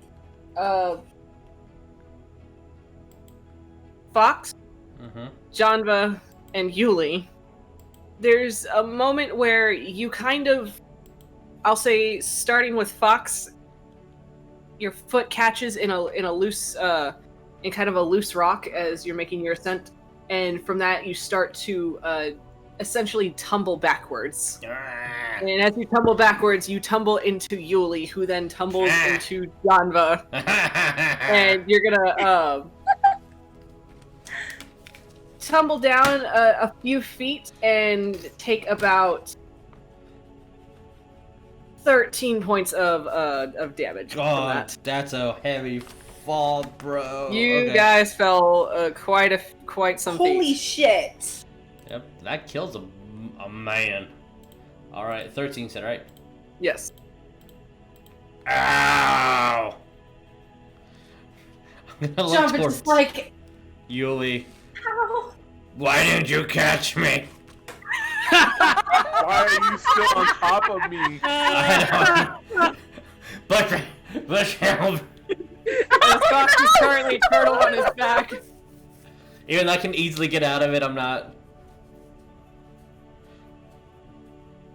As Ungin kind of descends down the cliffside, looking to you, Ophelia, the last Triton standing. Yes. Stay put. No fall. She's gonna follow. Of course. As Xavier just like, we're supposed to fall. We're supposed to stay. Okay. Poor Xavier. But the troll said not to. Oh, okay. He said not to. Okay, we're supposed to follow the rules. Okay. Zevi, you stay right here. I got it. You're okay. Okay. Safe square.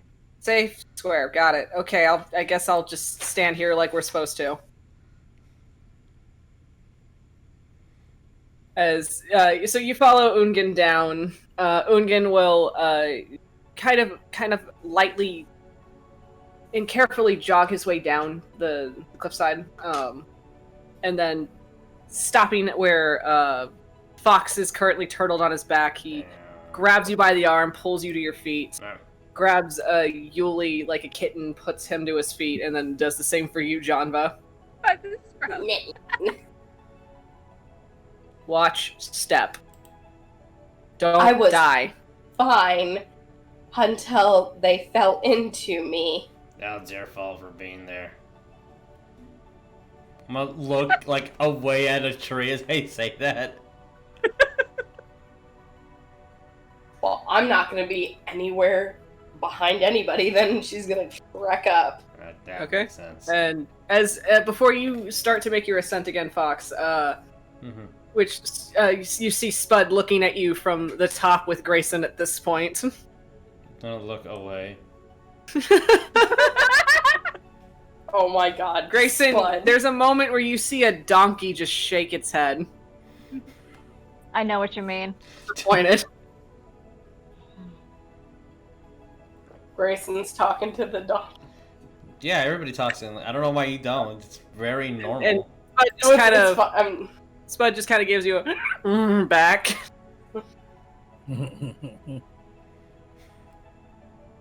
As Ungin, before you start to make your way back up, Fox takes a rope from his pouch, ties it around his waist, and then he ties it around your waist, Fox. And then continues the ascent. Just a note. If the troll falls, it's gonna be like a ball and chain effect. I'm gonna look at if the troll falls, we all die. Ungin, Okay, don't man. fall. That was out of character, by the way. Sorry, I didn't state that. Ungin, don't fall. Ugin tells himself not to fall. Love it. As you begin to make your climb again, essentially with assistance from Ungin at this point from those that fell, you manage to make it to the top without any further incident. Xavier having waited in the square of safety until the point was reached where everybody rejoined him, and then he continued his climb up. As you do, tuning over the mountainside, you see, right as everybody reaches the top of the cliffside where where Ungin was taking you, looking down, you see a valley. There's a moment where the snow and the wind just cuts in half, and you just see lush green trees just spreading out through the countryside. You see a small town, like a small pocket of a town, just in the distance, just no more than maybe like a 2-hour walk. you see a small town, and then towering over it is just this.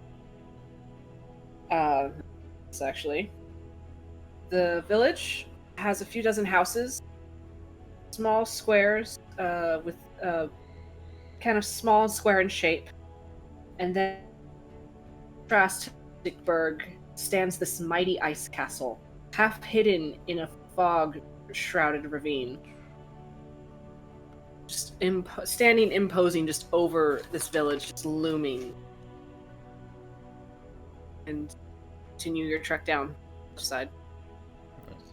Which will say that it's easier going down than up. So, after a bit of a walk, you arrive in the town.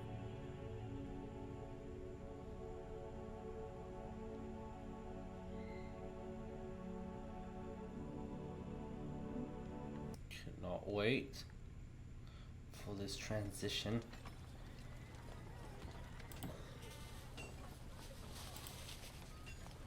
The goats. Doing their best. Doing their absolute best, bro.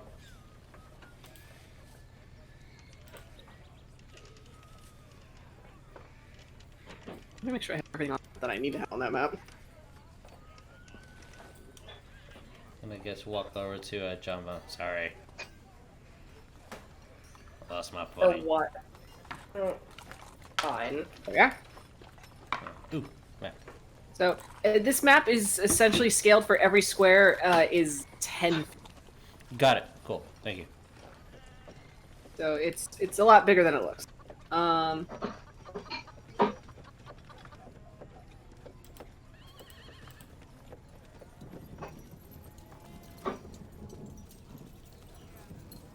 lost.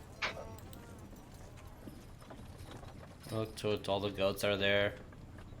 I'm just gonna say hi. Hey. The cow that's walking by. Yeah, Hey. There's a guy. Hello. Hey. There's a guy. We're coming by. Going.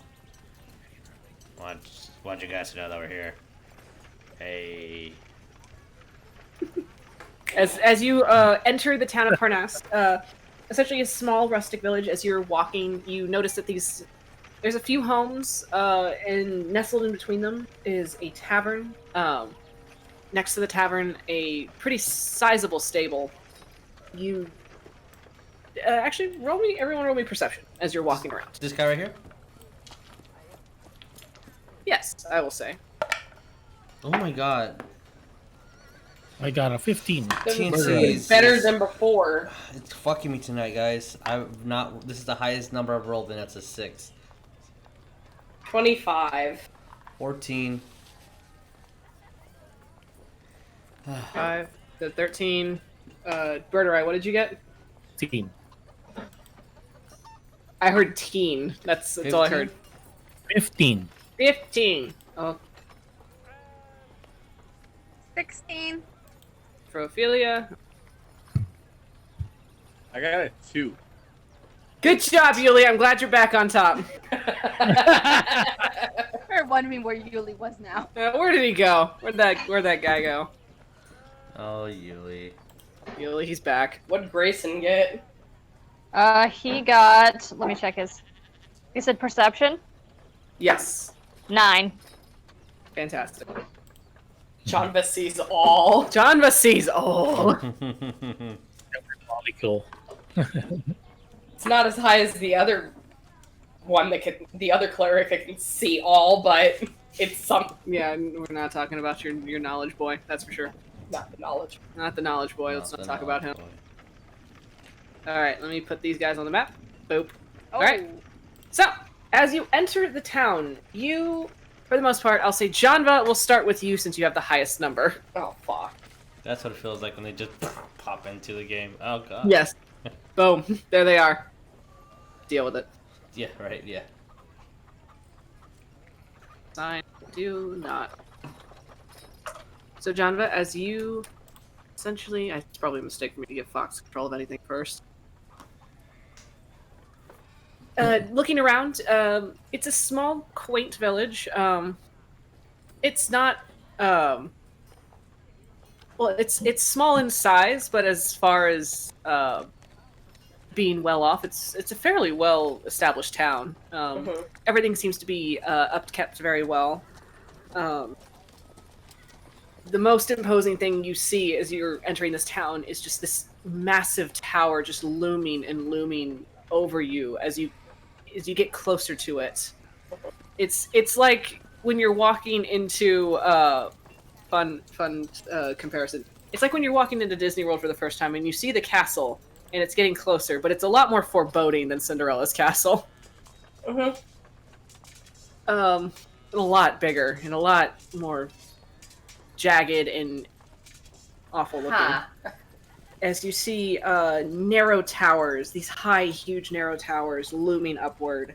One looking like it's made completely of blue ice, and one that looks like it's crumbled and decrepit.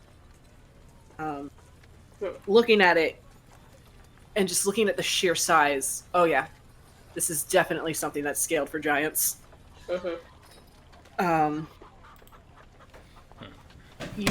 It's essentially a straight line through the village. As you're following your path, you see several small houses. You don't necessarily see a shop or any kind of general store. You do see a tavern, though, as it's as you hear people practice swords in the distance. That's normal. Yeah, it's completely normal. Oh no, I have that text box stuck on my page again. Great.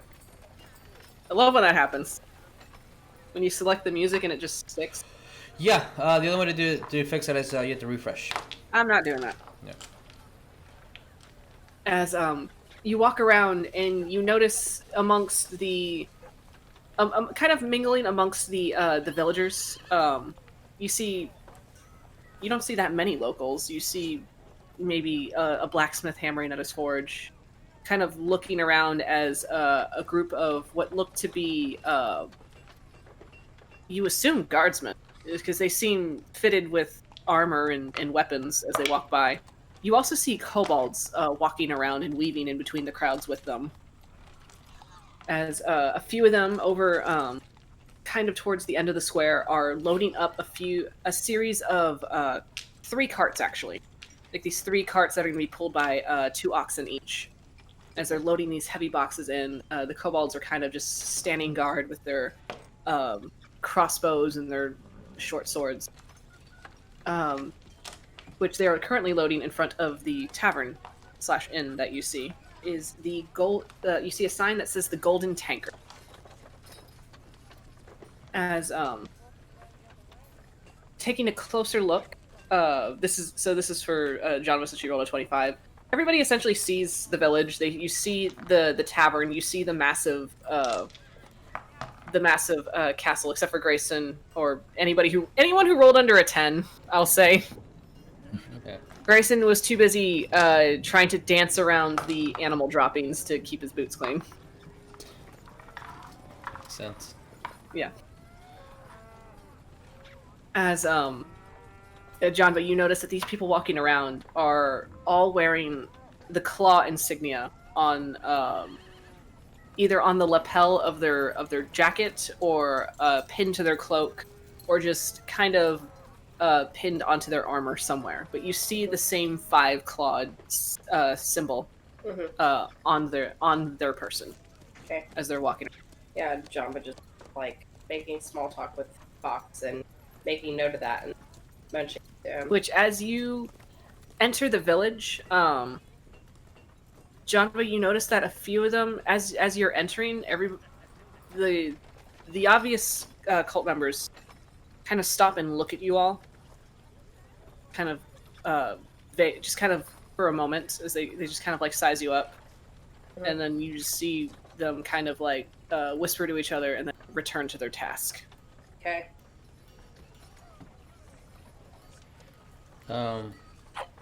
Janva, for your yes. No, since John's the only one seeing this, never mind. Okay. Which, Janva, you will also see, especially over here, Where? Oh. you'll see one of them kind of kneel down to a kobold, exchange a few words, and then the kobold darts into the inn. Like after they had looked over at us? Yes. So I'm just being like, stay up. Already passed on. Yeah, I'm gonna relay the information. Or I'm gonna actually tell Janva to relay the information because I'm kind of loud. They're gonna be expecting us. So we should probably stay in Parnast. Wow, then that makes it look obvious. No. I'm just saying as less as possible. Then. Oh, I'm gonna walk in. I'll follow, and he's gonna cast Detect Thoughts. So you're all going into the tavern? I'm going in. You guys don't have to. You can pretend to be putting Spud in the stable or, whatever the fuck y'all do. But no, we're going in. We need to. If we don't, that's gonna raise more suspicion. Yeah. Janva would have probably looked at, I'll take Spud over to the stables. All right. Okay. Just making it out like I'm. I'll accompany. Okay. Fox. Okay. If row into, I guess. Okay. Janva, if I will say, roll me a performance. If you're trying to make it seem like you're just unassuming. 16. 16. Okay. You've known how to make yourself, not as noticeable in your time, whether it be in the Underdark or whether it be in the Cold. You know how to avoid eyes. You know that if you keep looking straight, if you keep moving forward, if you keep acting like you belong there, then nobody will question. Nobody will waste the time to try to stop you. Mm-hmm. So, taking Spud along to the... I'm gonna scratch him underneath his chin. Alright, buddy. Thank you. You're most welcome. But yeah, Janva's just taking him over to the stables, but she's keeping her ears. Roll me perception. And Here to the stables. that's not bad. What'd you get? That's a 19. 19. Sure, Jake.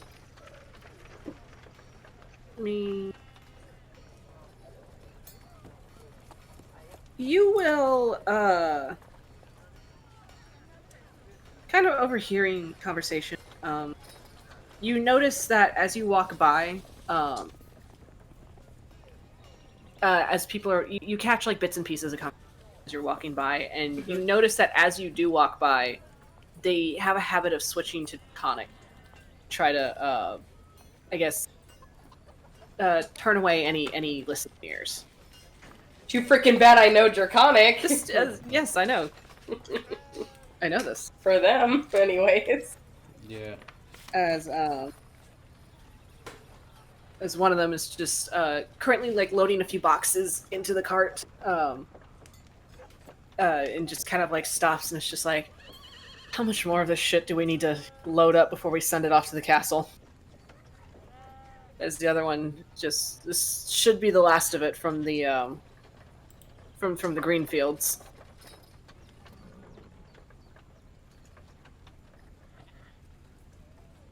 Hopefully it's enough. Sick of carting this shit around. Send it off to the well and be done with Excuse me. Love the ominous thunder rolling in the distance. That. As Ophelia, I will say, as you are approaching into town, as you're getting closer to the castle, you sense a kind of this electric liveliness to the air. That feeling that you get before a thunderstorm strikes.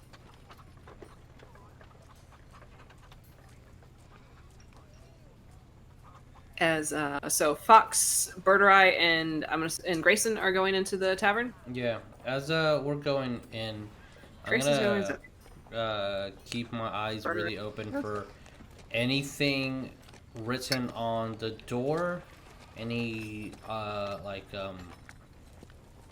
slight different nicks or scratches or anything. I'm trying to see if there's any code in Thieves' Cant before we enter into the door, before I open the front door. Roll me perception.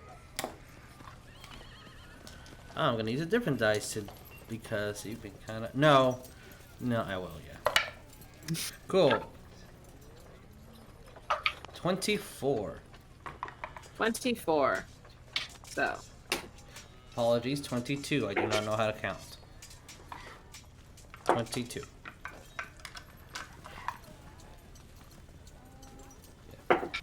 From what you can see, there... Usually whenever you enter a tavern or an inn in any kind of town or any kind of city, you know that there's always wayward travelers from different thieves guilds that come and go from these places, that kind of travel around. But there seems to be no kinds of marking. No nicks, no obvious signs of potential thievery activity. The wood's completely pristine, like it's brand new. I'm gonna turn to Birdurai, just say one word before I open the door. Fuck. Just open the door. So Fox turns to you. Fuck, and he opens the door. And you all walk in. As Alright, so a yellow tankard hangs over the door of this rustic tavern. Inside, though, as you enter, the place seems short on cheer. All conversation stops, and all eyes turn in your direction as you enter this tavern. I'm gonna say, Drukan, what the fuck you looking at? And keep going forward into the I guess, actual bar. As you approach the bar, eyes still following all of you as you enter. As eyes all look to you, there's a moment where Zevi just kind of like ducks to make himself look smaller. Not kind of hunching over. No, you fucking do the opposite. You're staring. Yeah, they're gonna stare. Because they're Oh, that's that infernal word I know. Yeah, that one. Go up to the barkeep with I guess all of us in hand. So you'll see a large, heavy-set man with these huge, like wild mutton chops on the side of his face. Not much else hair on him other than that. As he just kind of like looks you down and then more down since you're 5 foot flat. Yep. Me too. he like looks you over, then he like immediately he looks and like okay, and then he looks to the tiefling, okay, and then he sees Greyson. Greyson. Right, what can I get you? I'm just gonna put in like I'll slide a gold piece. Something good. Something good's gonna cost you a silver. Well, I put a gold, so I get 10 goods. Take it to your travelers. Sure. Yes. So he just kind of looks you all over, and then it starts to set 10 mugs on the counter, and he starts to fill each with as he's grabbing a bottle of mead, and he starts to fill them with each. Do you have any mimosas? Damn, Greyson. This is already sweet enough. As how many of us are there? 5. So did you just ask me? You'll get 2, I guess. You want some mimosa? I don't know what the fuck a mimosa is, so you're either gonna get beer or you're gonna get mead. You should learn what a mimosa is and get more money. As I'm drinking the mead. I'm taking the drink of the mead. You have water. Out back by the horses. No, that makes sense. See? I'm pointing at my child. He's not a horse, but he is a child. I'm gonna grab. No, he's Do you a have runt. anything to drink for him? I'm gonna grab Huh? the meat and hand it to Ro. No! He's a child. Alright. Keep drinking my meat. As I'm not standing on the stool, I actually have to grab the stool and move it away, just because I know I will crack the shit out of that wood. As Rogue takes the mug, he looks at you, and as you say, he's a child, Birdurai. I am 39 years old. Then take a sip. I'll take a sip. I thought you were a child. I am a child. Paul. I'm gonna turn around. And then you're gonna see Birdurai. If you see his face, he's like wide-eyed. He's all like, he's older than I am. Learning so much Oh, about that was each the other's father. ages. I'm gonna look towards Greyson. And then as soon as his eyes meet me, I'm just gonna turn around and like nod at the bartender, and then turn around and look at everybody. That is obviously staring at me. As when you do look at everyone again, they all go back to their drinks. Oh, okay. Fuck But that. nobody seems to be having much for conversation. Grayson's just like, what? I'm gonna in my head. Read their heads, bartender. Which, Grayson, I Kinda believe you said make- you casted Detect Thoughts before you entered? Correct. Yeah. Alright. So, Fox, what are you thinking? Look. What are they all thinking? What are they all looking at me? They're not looking at me. Shit, this is gonna be different. Can't really read them if they're not acting up. Fucking, this meat's gross. It is certainly not the best meat. It's a little bit sour for its taste, actually. Gross as shit. Disgusting. Like, it was, you could tell it was not fermented well. Is nobody doing anything in particular? They're all just like... They're all kind of looking down at their own drinks, kind of minding their business. Give me a general perception. like a passive or roll? Just roll. Just roll for it. Meanwhile, Janva's back at the stable. Like, I guess she's not gonna hitch Bud up anywhere. Okay. It's just like, and just is like, what does Fox do? And then she starts talking to Bud and Draconic. Yes. Good. As you do, the donkey's ears start to kind of like flick in understanding as he looks to you. Ophelia, Yuliy, what are you doing in this moment? I was gonna ask, is there like a fence around the tavern stable? Like a fence? Yeah. Sure, yeah. You kind of cut out a little. I don't think I can grab Ophelia, but I wanted her to just go outside, be outside where the fence is. It's kind of like sit on top of the fence. It's kind of like watch everybody. Okay. She's covered up with the cloak still, but just out of habit, she's like swinging her legs while sitting down. Okay. Roll me a perception if you're just kind of people watch.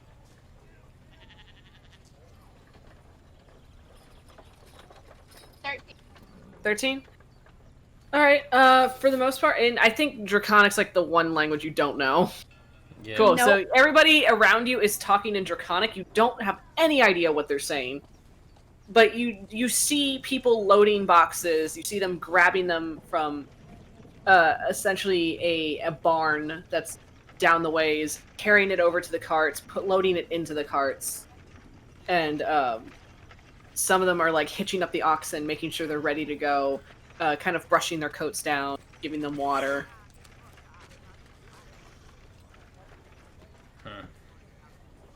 Is this right here in the middle? Is that a well? Yes. If she goes past that, she's kind of like gonna like look at the water. It's like at the top. Or the well's at the. It's, you see the water, the rope goes way down. What? Yeah, she's just gonna stay outside because Okay. she heard She can sense the vibration in the air. The buzzies. Yeah, so she feels more comfortable outside of it. Okay. All right, Yuliy, is there anything in particular you're doing? No, just right there. Just vibing. Okay, gotcha.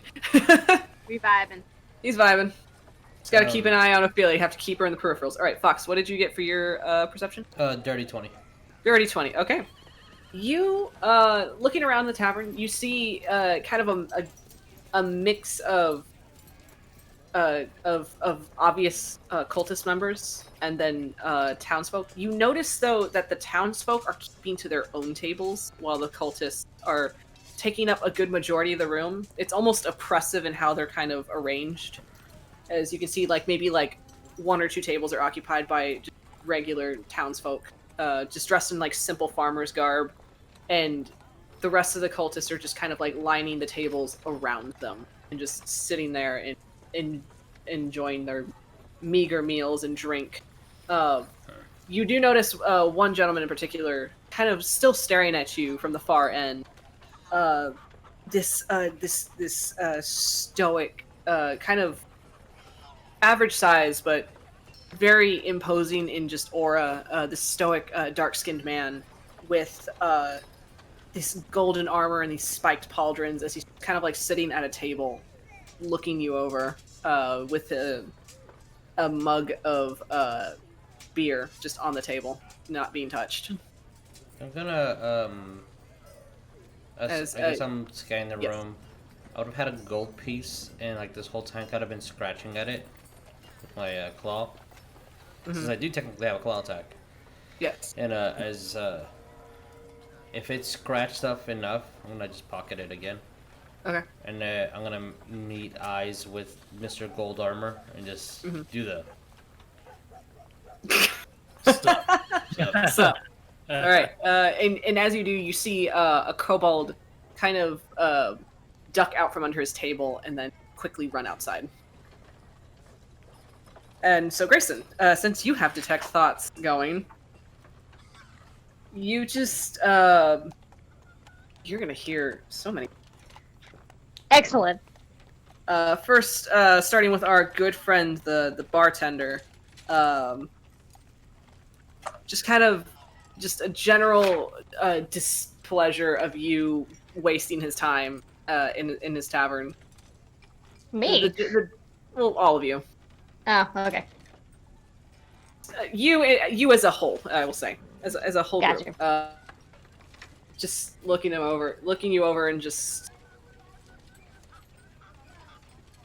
fucking tourists. In my damn time asking for what fuck a mimosa is. Fuck is a mimosa.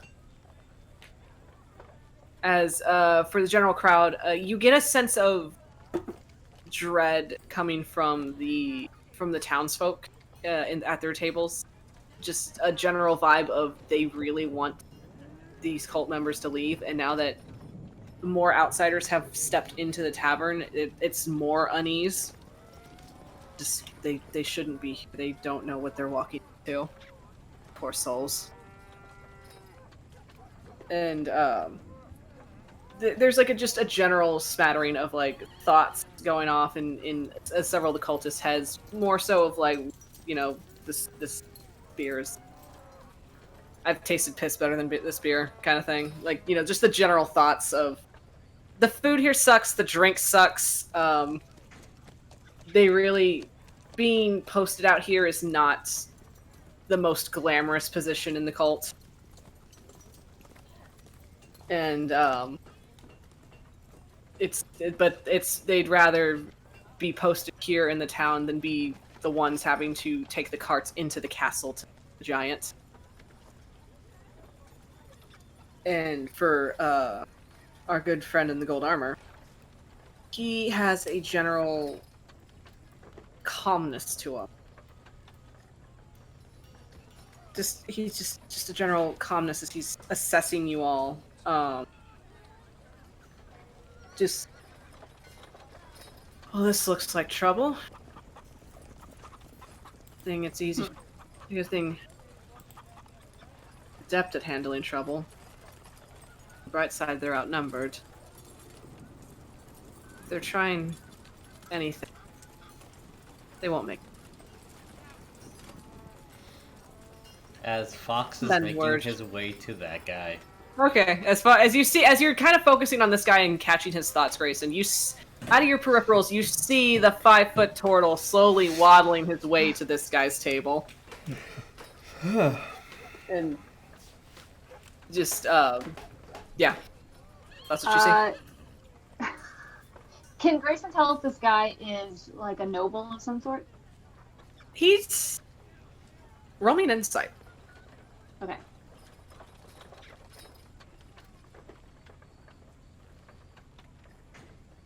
He got a 13. 13. He seems to carry himself with an air of authority, you notice. Which, whether that's because he seems to be of a high-ranking position, or perhaps he was raised that way, it's hard to say. Okay. Grayson's going to saunter over there, as he would. Alright, so Fox and Greyson making their way over to this gentleman at the table. As he looks between you two, and Greyson, as you're starting towards this man, you just hear Zevi go, "Dad, what are you doing?" I'm talking. Oh, God. Okay. I'm looking at Greyson and he's like, oh, alright. You have backup, Fox. Yeah. But you got this. Obviously. I'm gonna... You're the ship's negotiator. You know what you're doing. Yeah, that's what he thinks. As I approach the table, and he's looking at me, and then I'm gonna, like, very obviously stare at his completely full glass of beer, and sip some the mead. What the fuck you want? Well, I was going to ask you the same. We got business. We know who we serve. And who is that, precisely, if I may? Be nosy for a moment. We're not that good friends yet. Oh, I would hope we would be well enough friends that you tried to approach me unprompted. You, ask me what the fuck I want. You stared at me, and I just You're know I'm a glamorous. So I approached. Forgive me. It's a little disarming when someone of your kind travels a little far north or far away from the coastline. I'm gonna stare at my legs. Yeah, we're sick.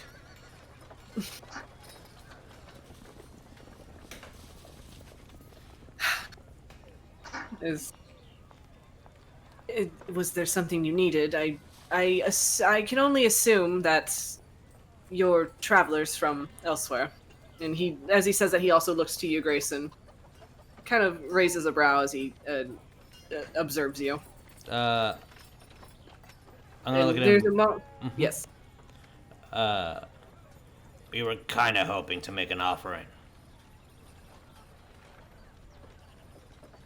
As in the moment, I think he has a spare thought, Greyson, of there's a level of interest as the word as he thinks for a moment, just kind of offhandedly, Tataric, and then just like looks over to you, Fox. An offering, you say? Yeah. Make peace. Hold with her desires. Again, I know who I serve. Okay. As he roll me a deception with advantage. All right, let's fucking do this. Since you have the cloak on with the. All right, I'm gonna use these dice. Oh, fuck me now. +3. Here we go. Ooh, that is a 19. 19 will do it. As he just kind of looks you up and down, Fox, and then just eyeing the pin that you're wearing. Mm-hmm. I see. Forgive me again. I didn't. As the saying goes, assuming makes an ass out of you and me. Yeah, I mean, I did travel pretty far north. You did. That's quite the dedication. So you wish to venerate, to show your respects. We don't necessarily have a temple in town. However, I assume you came for and he's going to kind of gesture vaguely behind him, which indicating to the castle. I'm gonna just I didn't receive word of any specific members making their way here. No. The only one who really makes her face known is Resmer. Yeah, that makes sense. And I'm gonna make like a vague comment about Resmer, like appearance or something, just to get that sense of familiarity. That like, oh, I know who you're talking about. I'm also part of this. Right. Okay. Which he'll kind of he'll accept it. Greyson's just like, that Resmer has a great head on our shoulders. That's true. As Fox is not chuckling, but Jesus is totally fucking laughing. Yeah. Well. Certainly, yes. After all, this is essentially her, this was all intricately crafted by her. Yeah, of course. Always a step ahead of us. Sometimes it feels like that. I just hope that I try my best. Just hope that she doesn't leave me behind. All of that fame and glory of being a worm speaker. Yeah. I'm gonna nod like I understand what the fuck he's saying. Yeah. Which you've heard the terms before. Yeah. But this is like putting your foot too deep in, and it's like, yeah, of course. Yeah, absolutely. I've heard of that band. Yeah, that's my favorite song too. Yeah, I know that. Yeah. Yeah, I saw him at Coachella. Yeah, of course, I was there. Greyson's going to ask what this man's name is. As you do, he will stand up. And Greyson, he's not quite as tall as you. He comes about maybe like half a head shorter than you. Okay. As he offers a gauntleted hand out. Forgive me, my manners. Captain Athelstan. I more or less am deputy to the deputy of this town. Gonna raise my mug and drink. Vox.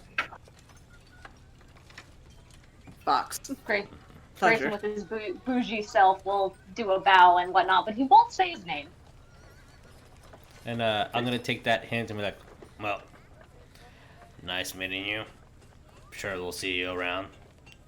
Have fun with, and I'm gonna look at the ale or the beer. Have fun with that. And I'm going to make my way. Very imposing, almost in front of Greyson. But I'm not going to pressure him, persuade him, or do anything so he can do whatever he wants to. I just want him to get my body language. Yeah. Alright. Alright, Greyson, do you understand his body language? Yeah, Greyson's just gonna continue to be, like, the noble, cordial kind of thing, because he heard the guy say Tataric. Yes. In his mind, so he knows. Mm-hmm.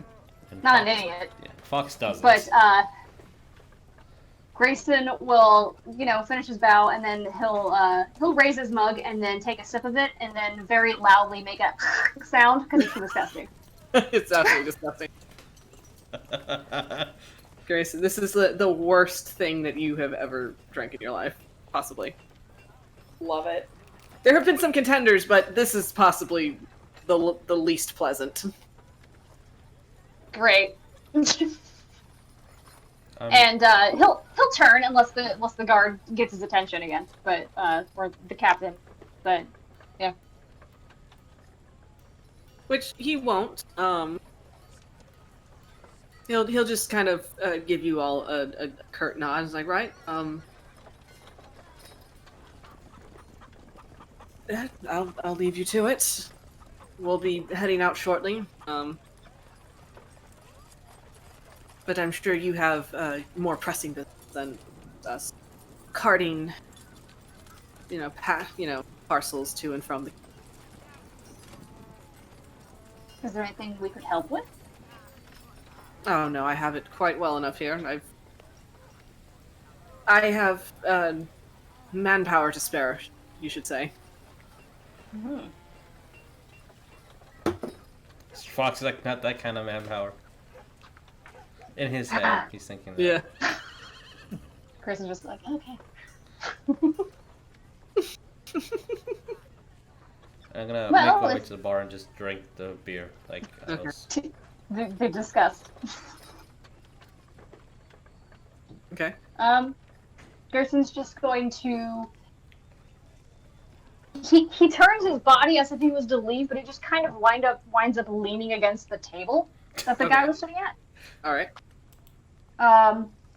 As Fox from the bar where you're sitting, Zevi is also standing by the bar. You just see the amount of stress this tiefling's under.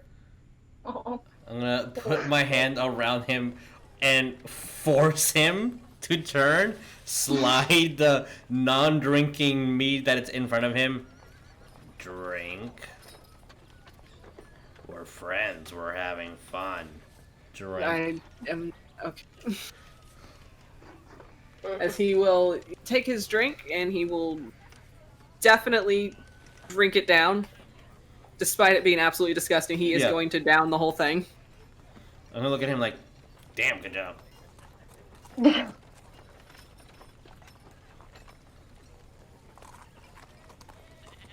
He just gunned that whole thing. Natural 20. Of fucking course you do. Oh, why wouldn't he? No, why wouldn't he? No fucking shit. God.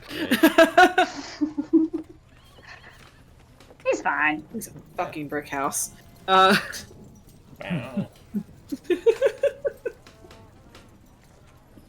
So, doing as he's told, like, Greyson, you do sense his general distress of, I believe we need to get out of here. Everybody's staring. I think everybody's staring at me. Oh my god.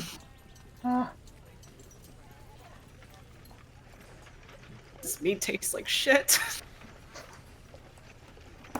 Grayson just kind of watches fondly. As you continue to just lean your hand on his table, then? Yes. Because he's, like, leaning, like, his, like, body weight against it, like his head. Like he's leaning on it like that. Was there something you wanted to discuss? Nothing in particular, unless you have something you want to talk about. I don't think I have anything to say to you. What does that mean? I have nothing of conversation to say. Well, then you must live for a boring life. I'm always told I'm a man of few words. And I pride myself in that. It's not a bad thing, but it seems a bit lonely, don't you think? Never talking to anyone and sitting by yourself.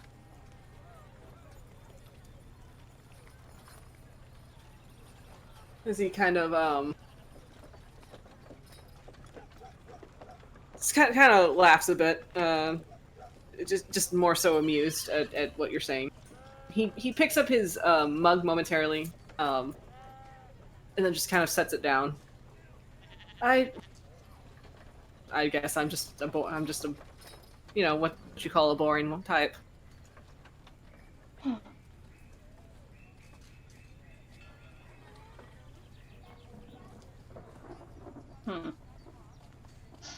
Grayson just kind of looks into his drink and he's like, "This meat is shit." You say that out loud? You to the guy, yeah. Oh, Believe me, Ragnar's not the best brewer. Does he kind of like indicates over with like a head nod to the with the head nod over to the excuse us while we fix audio thing. One moment. 1 moment, please. Pause for audio. Tabatha got blue screen. As he kind of like nods over to the bartender who's currently like cleaning out a glass. He looks at it And he, like, spits in it, and he just, like, cleans it some more with the rag. Ew. Sounds Greyson right. just starts laughing. Which he does this in front of all of you at the bar, by the way. Great. It's alright. Clink on with Birdurai. Clean. Stephanie just has a moment of, Yuliy. Ew. Grayson's just gonna laugh and kind of look back at the guy and just be like, so you're the captain's deputy, please? Captain. I prefer captain. But when it comes to... Well, I'm sure, as you know, when it comes to anything that Resmir has her claws in, she's the one running the show. Of course. How long ago was it that you came here? Oh, it's been... about 2 years, 2 years of this awful alcohol? It's certainly not for the faint of heart. You haven't even touched it. I just order it to make Ragnar better. That's very kind of you. Man of few words. Man of few words and kind enough to consider old friend's feelings. So, your friend mentioned that you arrived here, venerate. Well, he did. Are you doing the same, And he'll just kind of, like, gesture to you, kind of like in an open-ended kind of question. Greyson will kind of give a little bit of like a head tilt nod-ish. He's trying to like agree but not say anything as well, if that makes sense. Right. And he's just gonna say, more or less.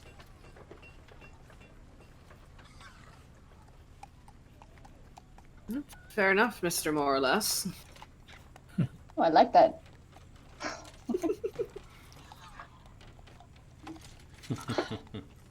I will say, if you find yourself with some spare time, I can show you some alcohol that actually has taste to it, if you like.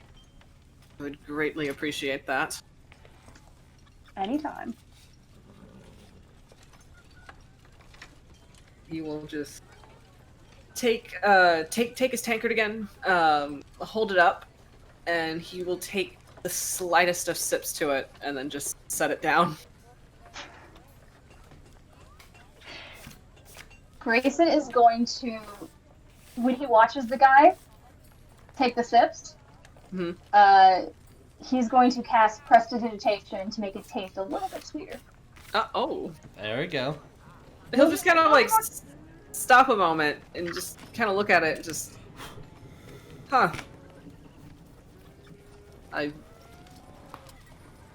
you'd almost say I'm in your debt for that. Told you, anytime. And then he'll give like a little finger wave as he walks back to the bar. You just picture Grayson just tilting his head back, tail away, like legs straight up in the air. He does a hair flip as he looks over his shoulder back at the captain. Oh my. As you do, if having your drinks at the bar, taking your time to just sit there, there's a point where a few of the cult members vacate their tables, leaving their drinks, get up, and walk out. The townsfolk kind of remain seated. For the most part, they look too afraid to move.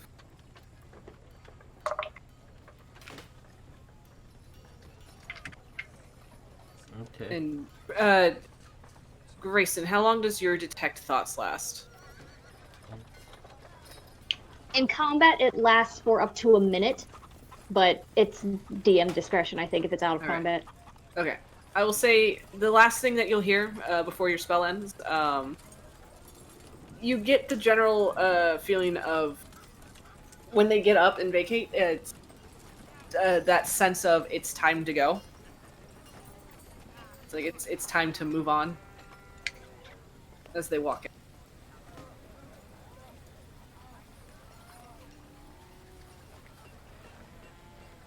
You all sit there. Join's a strong word. Yes, Fox. After like a bit of just. How long do you intend to sit at the bar? I would say.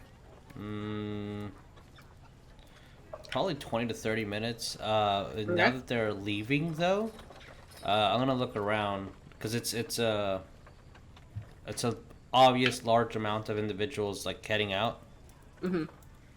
I'm gonna. It's I would say about like 4 or 5 of them. Okay. So the majority are still there. Yes. Okay, then never mind. I'm gonna look at the obvious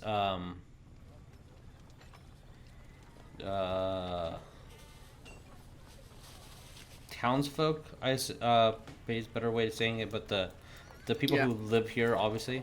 I'm gonna look at the one who has like the locals. Yeah, I'm gonna look at the one who has like the roughest hands. Okay, easy enough. An older kind of human gentleman, kind of bowed over his drink, looking about possibly close to Greyson in age, I would say. I'm approach, and if I feel that the seat is sturdy enough, I'll sit down. Okay. Just invite myself over with like probably the second tankard like halfway down by this point. As you go to do that, and you're all just the rest. Birdurai, Ro, Greyson, Xavier sitting at the bar. As Fox goes to meander over, Xavier kind of like leans towards you, Greyson. Leave yet? What do you say? Can we leave yet? We're trying to get some information.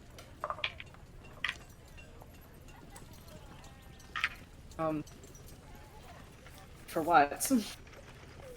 You know, to find out the best way to do this? You have to get along with people and put up an act before you can get any information. Pistols right there, like walk into. Is it that easy? What happens if you get caught? What is your plan B? There's a moment of he's now uncomfortable because he got the answer wrong, and it's. I know that feeling. There's a moment where he almost looks to you, Greyson. He almost looks kind of ashamed. It's like, yeah, right. What happened the first time? And he'll just kind of take a long drink. I'm not scolding you, I'm just letting you know, there's a process to do things, and you need to do them accordingly, or else you could die. Yeah.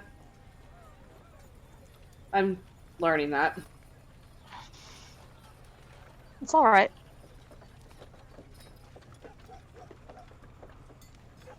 If you want to leave, we can. Well, I mean, I trust you to do things your way.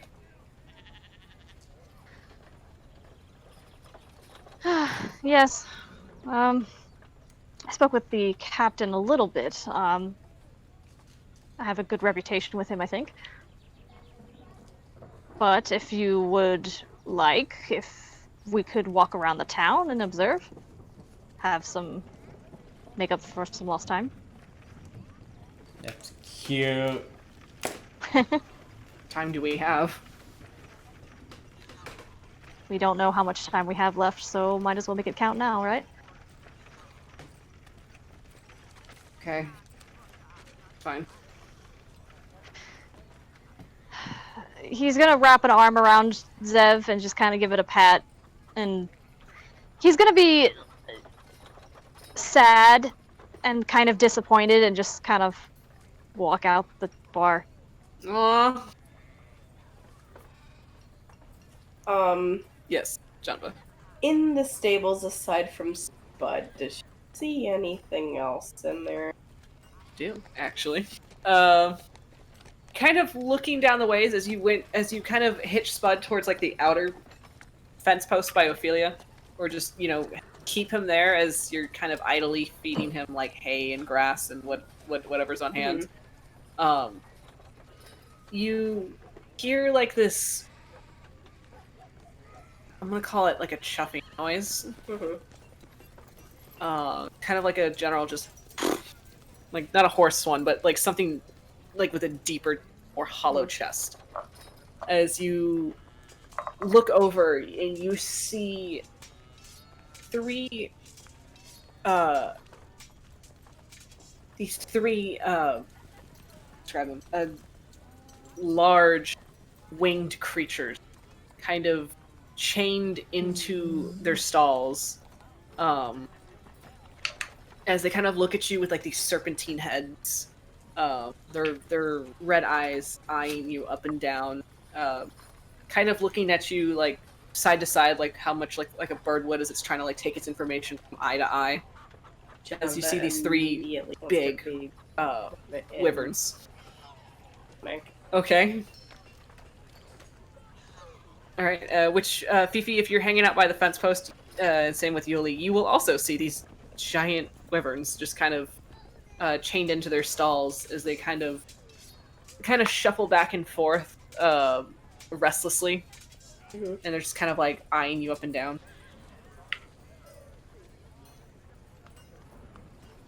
Oh, Fifi, I can't hear you. Okay. I don't think Fifi's ever had a chance to go whatever. You've never seen this before, yeah. Fifi. So horses are still a concept you're grasping. So she's gonna slowly approach one of them. Okay. And just kind of like with her hand out, like how she would do like an animal. Roll me animal handling. As Janva, you see Fifi approach one of these wyverns Janva and holding her hand out. Now, my question, has Janva been around wyverns before? In your time in the cult, yes. You have seen them. I won't say that you're experienced with them, but you have seen them used as steeds from time to time. What did you get, Fifi? 10. She's more excited than anything. She's trying to hold back her excitement. Of course. Can Janva try to do something to like... what are you trying to do, Janva? Pull her back in case the thing decides to snap at her. Okay, roll me just a standard dex check.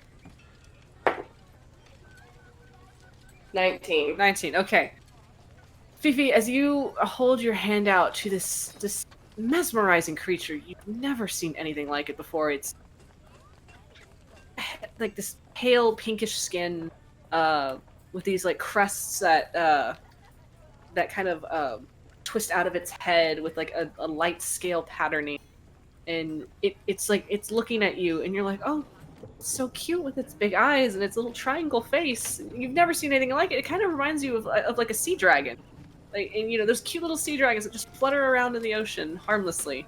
That's what it reminds you of. So you reach your hand out towards it, just wanting to have this moment with this new creature, wanting to make that connection.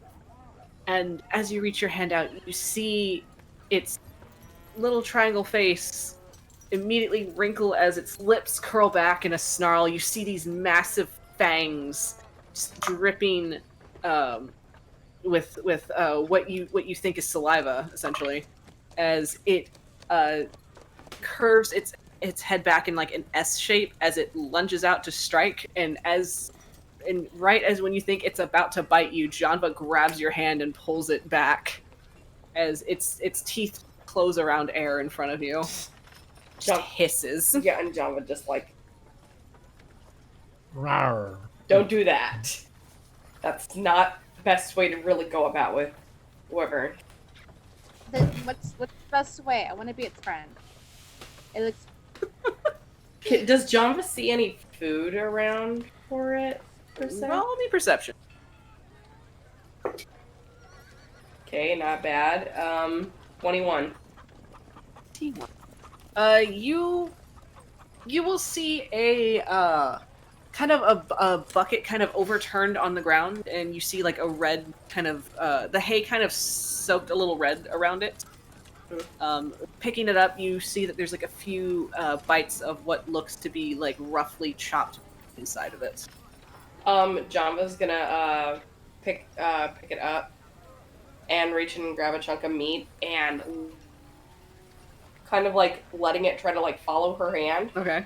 From a safe distance. Okay. Just so it can basically see it, and then she's gonna toss it up for it. Try to catch. Okay. All right. Yeah. All right. As you do, kind of as you know, Ophelia, you see as Janva holds its meat, and you just see like its eyes just immediately just transfixed on that point. It's kind of like looking, and it follows slowly, and it's kind of like shoving its head a little forward, trying to get closer to the meat. And you see like there's like this hollow vibration that happens in its throat as it's scenting the meat, its nostrils kind of flaring, and you feel that heat of breath chuffing out.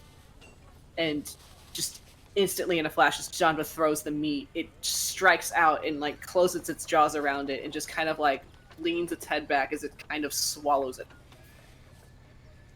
And Janva's gonna continue like cooing and talking to it in Draconic. Okay, all right. Ophelia.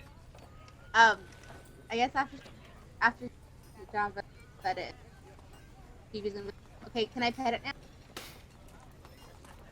Not exactly. You do the thing. Are you friends now? I fed it. We're friends forever. Yes. And then Janva's cooing and Ophelia's gonna join up. And what again? And she's gonna start cooing at. Okay.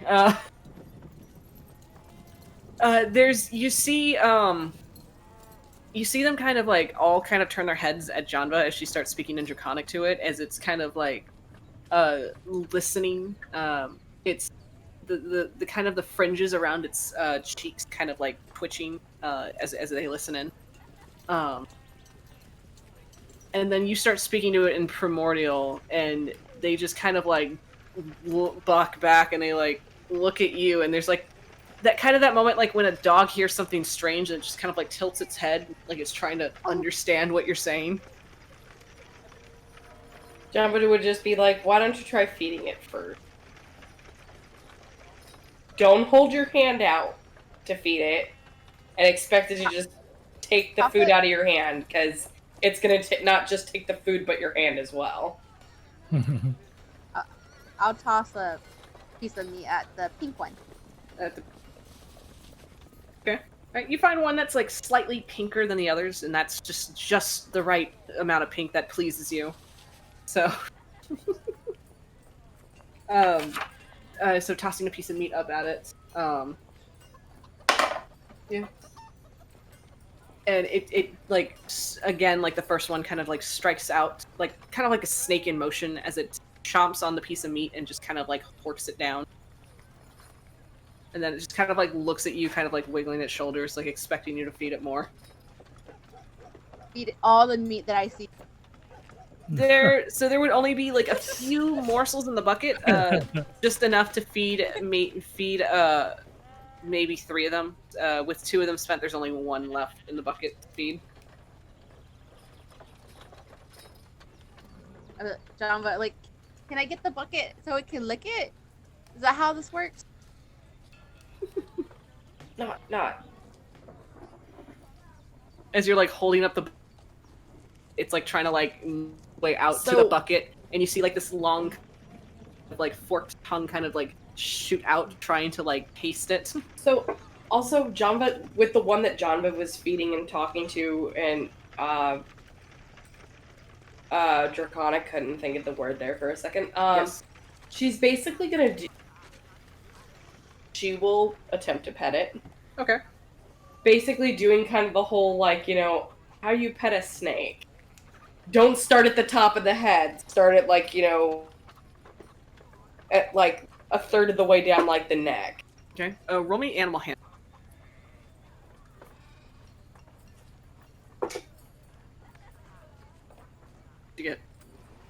17? You looked worried for a minute. I was just like, wait a minute.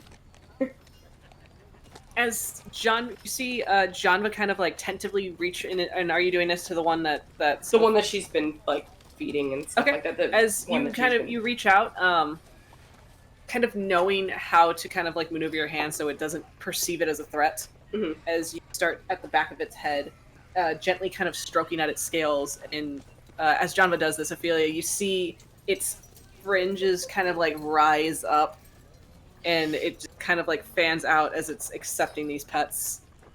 Very calm, very still. Janva just being like, okay, now again, you attempt to pet it. Do not go for the head. Go for a third of the way down by the neck. Like how I'm doing. Okay. Ophelia's gonna like If you start to see it raise up, kind of like akin to like a dog raising its hackles, and starts to show its teeth, take a step back. It doesn't. Okay. Ophelia's gonna watch Janva for like a good few seconds. Looks the pink. Right, like towards the end and like 34. Right. Okay, roll me an animal handling. See how this goes. 16. 16. Okay, yeah, that does it. You kind of following Janva's instructions, you find the point on the neck where to pet it at, and as you do, the pink one does the same thing. Its fringes kind of rising up, fanning out, as you feel this vibration through it as you're petting it. And the whole time since they were curious and went back, like, hi, I'm petting. I fed you some meat. I'm not gonna harm you. Admiring. Janva, and you said there were 3? Yes. How big would you say they are to, like, I guess? A wyvern is essentially a large creature. Okay. I'm just putting into consideration if anybody needs. Like these guys take up a good. Looking at the stables, you can tell that they've knocked out a few of the stable stands to make room for these. They're fairly large creatures. Now that Janva knows that these are in here, she's kind of concerned with Spud, and she's seeing, I guess, also how the wyverns are with the donkey and the. From what you can tell, the wyverns haven't been paying the donkey much mind. However, the donkey is paying very much mind to these actions that are going on in the stable right now. And you see this donkey just kind of like watching you. This judgment in his kind of goldish brown eyes. Yeah, and Janva just looking back in Draconic, yes, can I help you? So he kind of gives a huffy kind of bray. And then just turns around to face the fence. Do you want me to pet you? Flicks his tail. Are you mad because I'm not giving you attention? Spud are you nothing. jealous? Spud says nothing. Spud's very sensitive. Janva will mention to Fifi, it's like, if you want to go and tell Fox about this, and knowing how Fox will probably react to seeing these, you may want to go and tell the old man that it'll probably make his day. You're gonna be like, I was kind of avoiding the tavern since there's a turtle and a bird and I'll walk up into the bar. I didn't want to add a fish person into that. So I don't know if you want to go instead. Java's gonna kind of roll her eyes and just give one more pat at like the base of the neck to the wyvern. And stop if you heard this one. A turtle, a bird, and a fish person walk into a bar. There it is. That's the title. Janva's gonna kind of like, I guess, peek out the stables, and who has the sending stone? Who has the sending stones? I have one. Burbo has. I love how by default Jeremiah always has a sending stone no matter what campaign. That's actually kind of true. I'm the one who bought it. I'm the one who bought the walkie-talkie. Do you have the other one? I think I have the other one for when I was captain of the ship. Yeah, well then I guess that's right. Janva would see about like, talking through the sending stone. It's like, It's like, yeah, just kind of like talking to Birdurai. It's like, hey, Birdurai. Birdurai, you hear a voice from your pouch. Oh, my phone. There's a Fox, as you hear Birdurai next to you. Oh, my phone. You should charge that. Don't forget to charge it. I haven't Yeah, heard it's that like, in a while. yeah, Janva just making, yeah, it's like, yes, can you, like, just pretty much, hand it over to Fox, please? Which, by this point, Fox is at the table with the farmer. Crap. So... Then I'm gonna walk to Fox and say, hey, Fox. What? I'm talking to my friend. And just going like this with a rock. What's your general point of conversation for this talk with the farmer? Hey. Don't be weird about this. Where's the best hay? How is the town? How have you been treated? Where can I buy this thing? I'm trying to get him to give me general information about the town, and then randomly slip in questions about how the cult's been here. Like, what has the cult been doing? As he kind of looks around, not sure what you mean, but these folk have always stuck around, did their part to keep us safe from general dangers in this part of the world.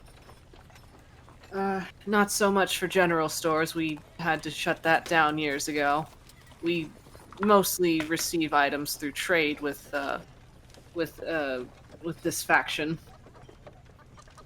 Can I roll an insight just to get a general feel if he's being nervous or trying to hide anything? Go for it. Yeah, go for it. Okay. It's pirate background, so I got an advantage on my insight. Nice. Don't worry, it's +0. Fox opens his second eye to insight. 12. Cracks open.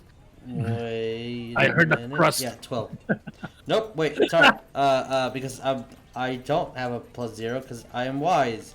That is a 12, 13, 14, 15, 16. 16. Mm-hmm. You can tell that as he's talking, he kind of keeps looking over to the cult members that are still occupying the tavern. Okay. And he doesn't look to you, but he looks back to his drink. Like, he's looking at the cult members, he's looking back to his drink. He looks very uncomfortable. He looks very scared for the most part. Like, if he says the wrong thing, then harm will come. Yeah. That's exactly what I wanted to hear. Good job. But for real though, like, I need the best hay. That wasn't a joke. The stable should be outfitted with some. They like to bed them for the wyverns. I'm gonna look at him. The best. And then walk away. Okay. Oh my god. Okay. So, Fox returning to the bar, Birdurai. Mm-hmm. I will like, hey, Fox. Yeah. For you. Oh my god! I'm handing you a rock. If this is a collect call, I'm not accepting. Yeah, no, Janva is pretty much, You're receiving a collect call from hell. Janva's making it out, just kind of like, oh yeah, well I have, Spuds, set up in the barn, the stable, excuse me, next to the, wyverns. Hint, hint, sort of thing. Just kind of like, I just wanted to know if you wanted to come out and check on him, just to make sure that I'm doing this right. I'm gonna look at. I'm gonna look at the stone. Wait, Spud's not bullying them, is he? No, he's being kind of a drama queen right now because I paid attention to the wyverns and not him. Oh, that's your fault. You should fix that. I pet him, but I don't know how he's gonna react when I try to pet him now. So. All right, I'll be there. By the way, he can listen to this conversation.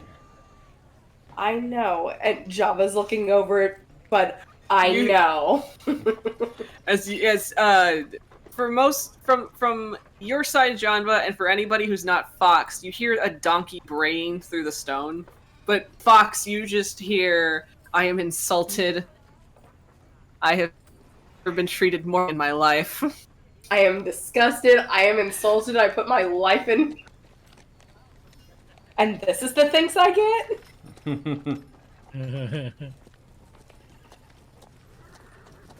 Why would they want to pet these oversized lizards when I am right here? Janva just looking over at Spud. It's like... I know my coat isn't as magnificent at the moment, but it's still better. Janva will go out of her way and pet Spud just to try... Because, all she's hearing is braying, and it's like... Angry donkey. There. I am so sorry. I am sorry I insulted you. Yes, exactly. Yes. Yeah, I am so sorry I insulted you, Spud. Mm-hmm. Alright, Kick. so... Deck save, kick. Right. Oh, God, I hope not. So, Fox, you're making your way out to the stable? Yeah, I'll make it over there. And Birdurai, If he's leaving, I'm following. Okay. Right, It's kind of like my main intention was basically backup, to tell you the truth. Right. Okay. Alright, so you all make it out to the stables. Because before I forget, Janva has another thing in mind. She's going to basically reach up into her hair and pull something out, too. Oh, okay. Alright, as you pull out your little tiny bat that has managed to survive this journey so far. Because it's been in my hair. Because it's been hiding in your hair this whole time. As, fucking thistle. As Fox, you hear the general upset of Spud. I'm gonna go right up to Spud and put my forehead against his forehead, just... It's okay. He immediately stops. It's fine. Janva, I am so sorry. I did not mean to insult him. It's fine. You should have known better, but it's fine. I'm gonna go to Spud and go like this to his spine. What is he doing to me? He's petting you. He thinks he's petting you. Is this how I do it, Bo? You just tell him to stop. I've never You done think this. I'm a horse? I have never done this before, Bo. Talk to him like a real person. As Spud turns, and in Fox's vision, Spud saying very politely, "I wish for you to stop petting me like this. It's very insulting, and I am not some equine creature for you to just run your hands down its flank like you're trying to saddle me." And Birdurai, all you hear is... I think he's mad, Bo. Yeah. I'm sorry, Bo. I didn't do it. Just I didn't know how to Janva do it. even tell it's like, yeah, you insulted him. And once you know, Spud looks pissed. Yeah, I'm it's gonna like, look at you Janva. insulted him Donkey. just like apparently I did with the wyverns. It's a fucking donkey. I'm like, this is your fault, Jan, Bo. What the hell did I do? You're the one who decided to pet him like that. He liked it when I scritched him behind the ear. Well, he got bad Right? first. She looks over at Spud like, you like that? Spud's just gonna look at you. And he's gonna just like start to walk off. Oh, wow. Okay. Yeah, very much drama queen. Anyways. Just petting the wyvern still. Phoebe is still petting that wyvern, and she's having the time of her life. Anyways, this is something I have been meaning to bring up to you, because it didn't work so well the first time, and I figure, since you're able to speak with creatures, Fox, you think you can somehow talk to this one, and she's gonna just hold out, most likely Thistle, who is currently licking Janva's hand. So you see this tiny white bat just in Janva's hands as it's like very furiously licking at her thumb. With these like little black eyes. I'll look at it and be like, what's up? Finger tastes good. God damn. I'm gonna grab Janva's finger. Janva like, what the are you doing? Do you mind? I'm talking to my friend. I'm gonna look at the bat. It's alright. I put salt in it. As you just hear You Fox. have salt would like salt. Where's salt? I can get you some in a bit. Actually, I'll get you some fruit. Never mind. Salt's bad Yeah, for you. Please, I need fruit so bad. I want fruit. Alright. Conjure a good berry. Here you go. The bat just kind of like takes its little claws and just starts nibbling at it. Give Spud one. Go up to each wyvern. like I've been friends with him my entire life. There you go. Open your mouth. Open. Oh, fucking open. I swear to God, you open your fucking mouth. Throw one at his mouth. And just continue on. Oh no, I was gonna, as soon as I see those those baby dragons. Oh, yes, I said baby dragons. Yeah, they're baby dragons. Dragons. As you I'm excited. Yes, exactly. As you feed them the good berry, the wyverns the good berries, like they kind of like they eat it and then they immediately kind of like balk back. Like it's like something that they've never had before, and they just like start kind of like flicking their tongues, trying to get rid of like that tart taste out of their mouth. Aww. Just like that, yeah. Yeah. And I'm gonna look. Everybody's fed. I don't think I'll have. I conjured 10.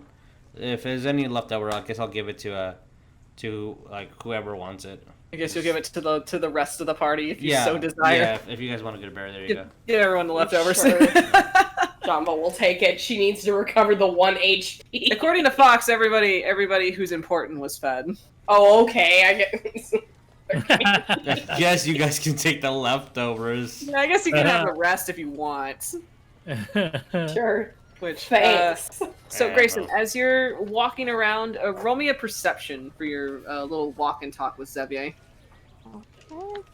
Sure. How would that talk be going, by the way? Probably a lot of silence. Yeah. God. Yeah, absolutely. Xavier's not being very talkative right now. He got 12. 12? Okay.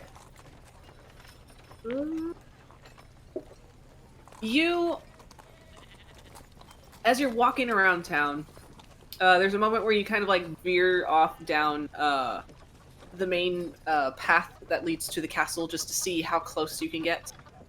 Which you stop a good 100 yards or so. Just kind of like observe it with Xavier as you're trying to have small talk with your son, but your son's not much for small talk. Yeah. Kind of just staring blankly at nothing. Every so often he'll just kind of answer you half-heartedly in the way that a teenager would when a parent's trying to have a conversation with their child. It's like, how was school? It's alright. How's, life? It's alright. That kind of conversation. You notice a few of the a few cult members as they kind of walk down the road past you, walking straight to the castle. And there's a moment where they stop, and there's like these two you see these two massive statues kind of standing like just past the gates from what you see. These two massive statues looking like these tall, like imposing, almost ogreish in face, these giant statues wearing this very quick. Where are you, sir? There you are. Kind of like this plated armor with like these long draping cloaks behind them and long hair that seems to kind of billow and suspend around their features as they're each holding leave.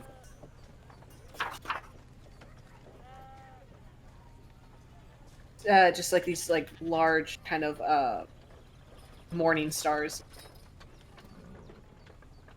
kind of like at attention, and you see these cult members walk kind of like to the gates.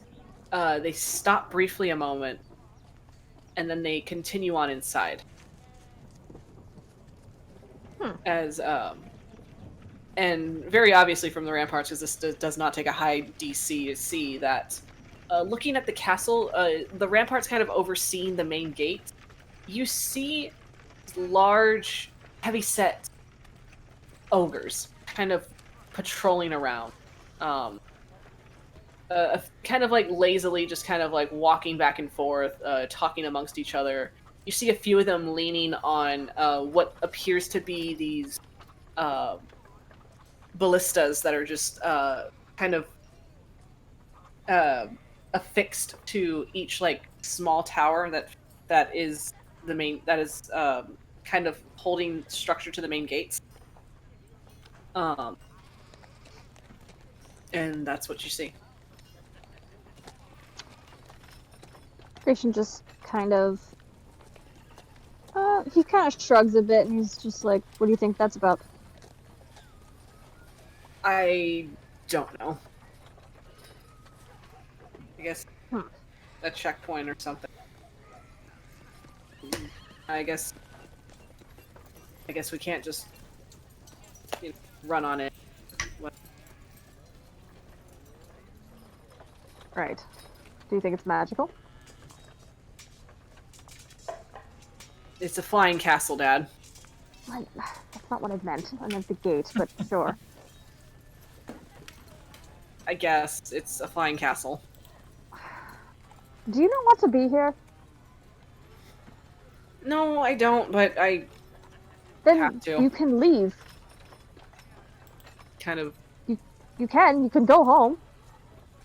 I don't want to... He just kind of gets frustrated. I need to be here.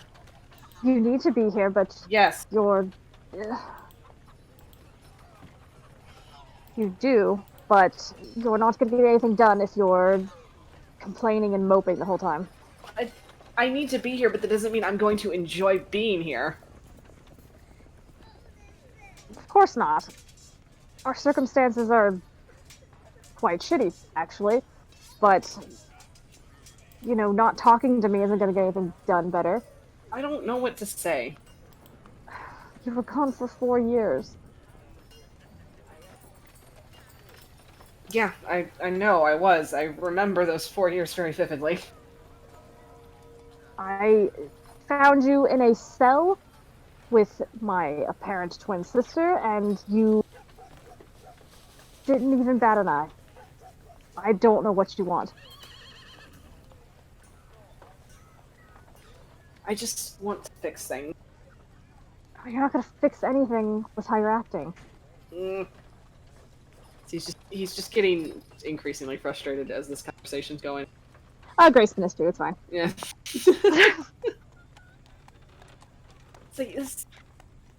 Look, I feel like everything that's happening is my fault because I was stupid and I ran away from home and I caused a lot of shit to happen, so I need to fix it so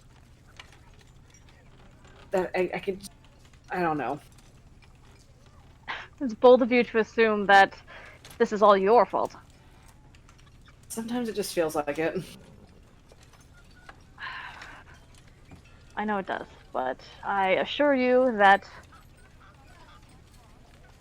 this probably would have happened regardless.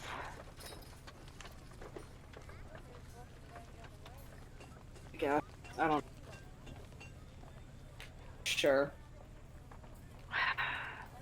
Greyson's just gonna walk away and throw his arms up in the air, whatever. Okay. He does not follow. He'll just remain there, kind of looking, watching the castle.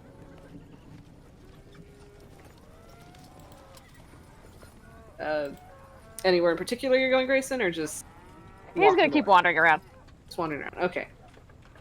I'll say that there will be a point where you all notice that the carts, there's shouting in Draconic. There's a kind of a general buzz as the town starts to kind of grow a little bit more restless, and several of the cult members start gathering around the carts. A few of them taking the reins for the oxen, and they start moving them in, going down the road. Make my way over to one of the carts that looks like the most barren. Okay. I'm sure this is gonna be not that barren, but I'm gonna approach closely, whatever safe distance is where everybody else is apparently. Then I'm gonna reach into my bag, pull out a handful of gold. If there's something that's obviously open that I can just pour gold into, including the coin that I scratched. Okay. And I'm gonna just in Draconic, just mutter my offering, and just throw a couple gold coins in there. All right. if that's possible. That is certainly possible.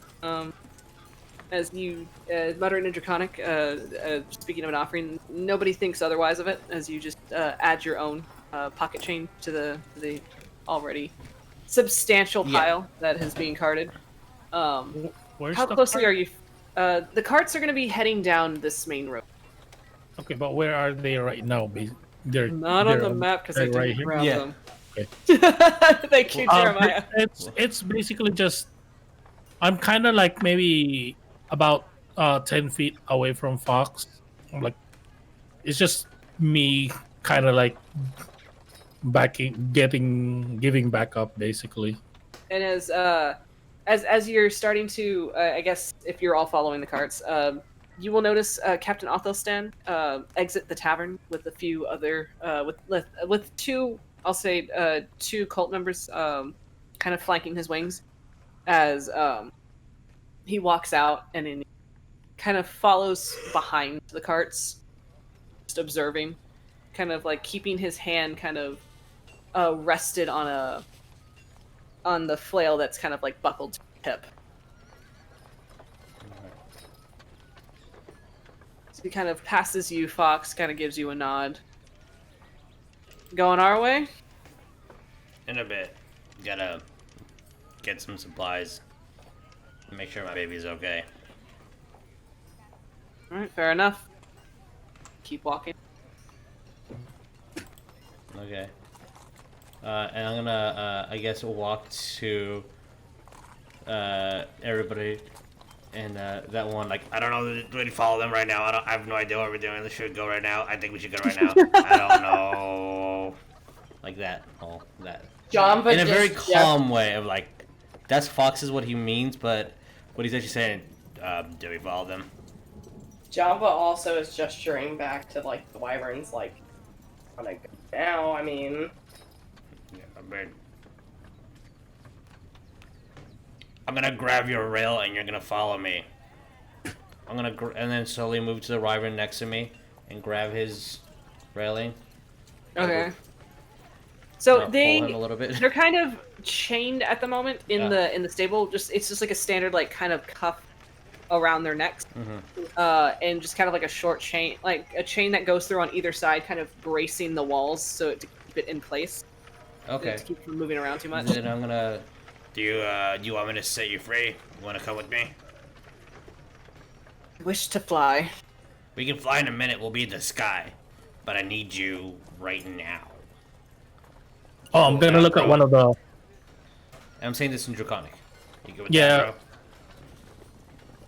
Like if I'm hearing that too, I'm gonna look at one of them and be like, "Fly? Hey, you wanna fly with me, po?" Nah, I want to eat him. You'll eat other things that are bigger than him. I have food. Can I have that snack? I would like that snack. And he's like looking to the kobold. No. That's my son.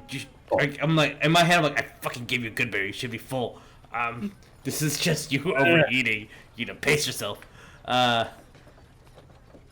You can have food, and you can have free air, but you have to follow us.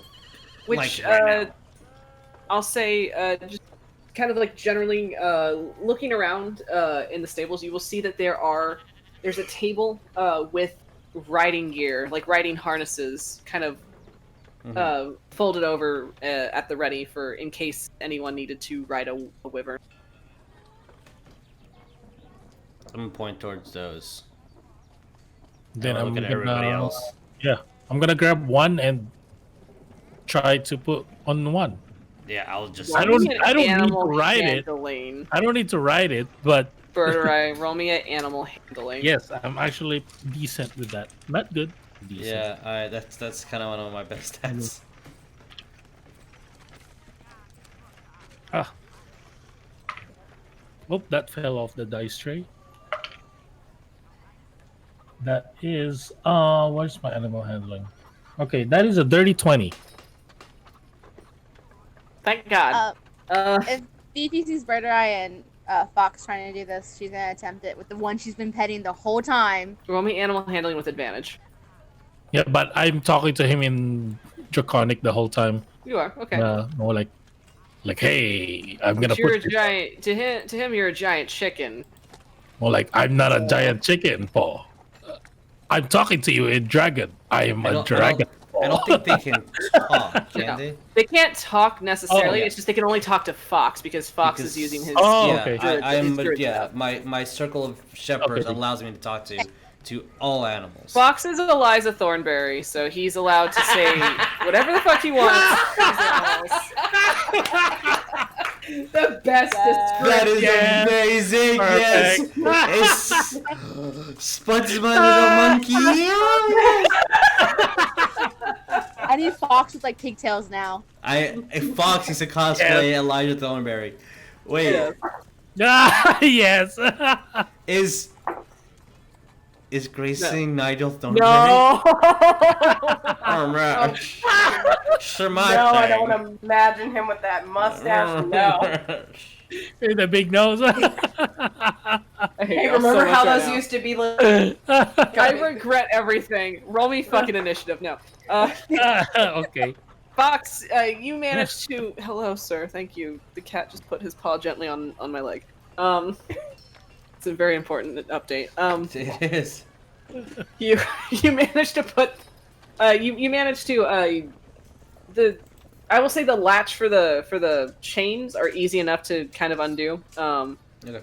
Because it's mostly just there to hold the wyvern in place. It's not trying to prevent anyone from unlocking it or escaping with a wyvern or what have you. So you manage to kind of like get it out of its chain, and then from there you get it into its harness, which is easy enough when you're capable of communicating with this creature. Yeah, I'm gonna just tell her like, let me fucking do it, and then like start saddling them, start unchaining them. You follow that person, and I'm gonna look at that person, whoever that is. Let's say it's Janva. You do what I tell you when you're talking to. What's your name? To the wyverns? Yeah, sorry, to the wyvern. Oh. Great, now I gotta come up with names for wyverns. Insert name here. That's their proper name. Spud. Spud, and then Spud, and then Spud, and Spud. Spud just kind of like sits in the hay and just stares. Spud is they're so big. There's as you're in the midst of like harnessing up one wyvern, Spud kind of like gets up, walks over, and he starts to kind of like nose his head through one of the wyvern saddles. Kind of stands there. Aww. I'll put a saddle on Spud as well. Because he's gonna fly with us. He needs to have the right gear. It's a massive saddle. Like, it just completely hangs off of his small donkey form. I'm gonna tie it the best He's way a donkey. I can. He's fairly sizable, kind of but like looking at Spud and then back at Fox.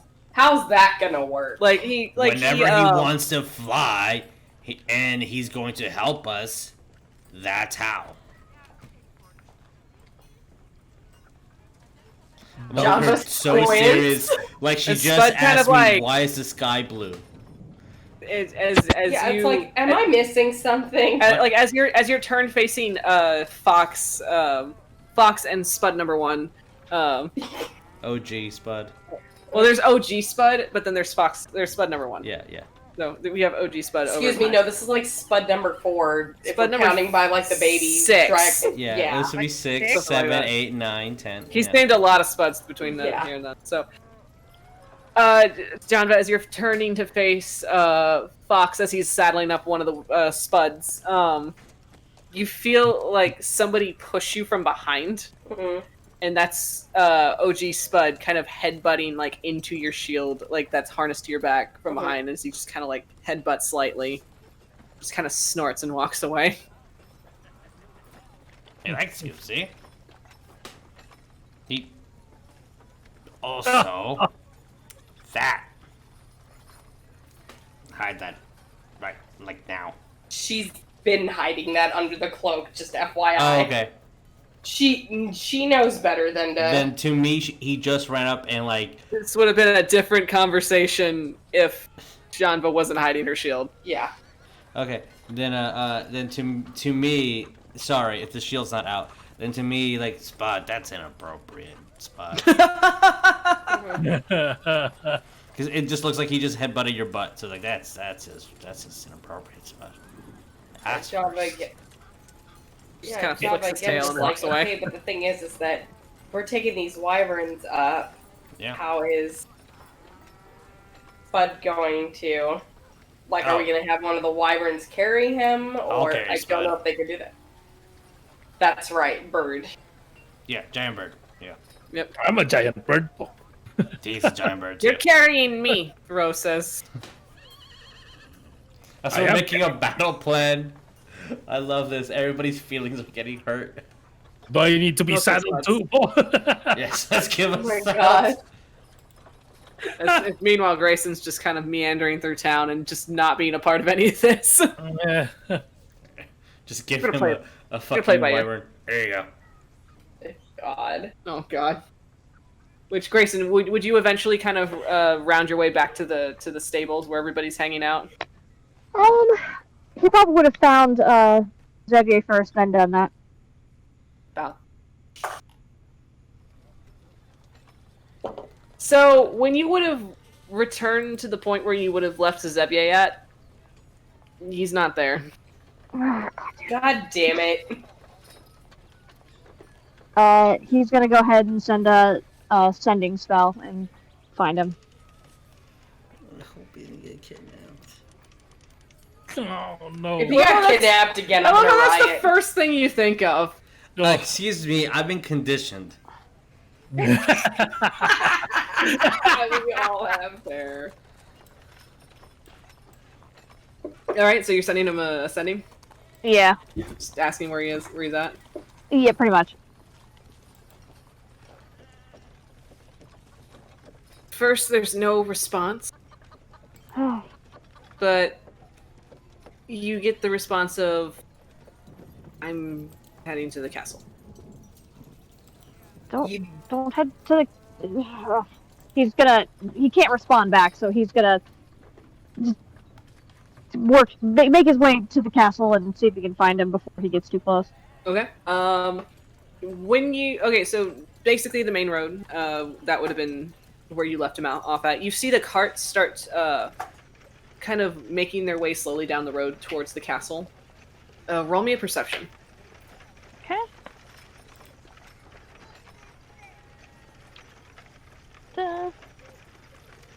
And my perception is 2, so we got a 16. 16? Okay. You think it'd be easy to find a red-skinned tiefling in a crowd. You think it'd be easy to spot your son in a crowd, mostly. But kind of looking around, just trying to generally looking over the kind of like the waves of cultists that are walking through, the carts, kobolds, and just even the livestock that are also being led into this place, and chickens. You don't really see him. You think that there's a moment where you see someone that is about his stature, but you don't see the horns, you don't see the tail, and you're just like, oh wait, fuck is this kid? Damn it. He's gonna keep looking. Okay. So are you staying in place and looking, or are you just heading to the castle? He's gonna head to the castle and keep looking. Okay. All right. Kind of passing through carts and people, and still no sign of him. Damn it. Okay, he's gonna send another sending spell. Okay. Basically saying, damn it, where the hell are you? Oh boy. Uh-oh. Oh no, that's mad. You're gonna get grounded.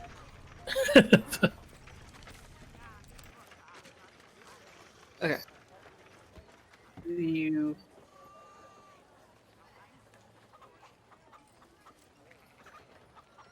As you get the response of,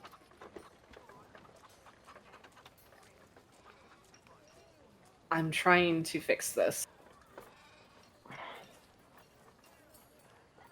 Doesn't answer my question. He's gonna keep going into the castle and still looking. All right, so you're heading towards the castle. Okay.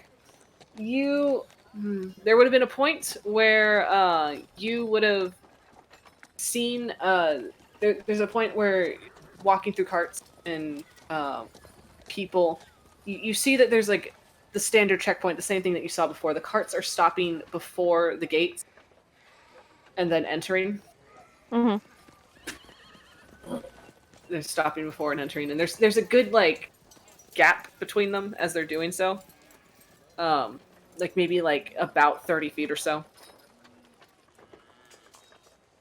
And so eventually you reach the front where the gates are as cart is kind of making its way forward again.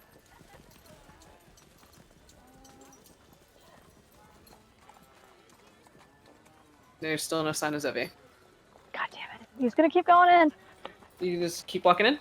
Yep. Okay.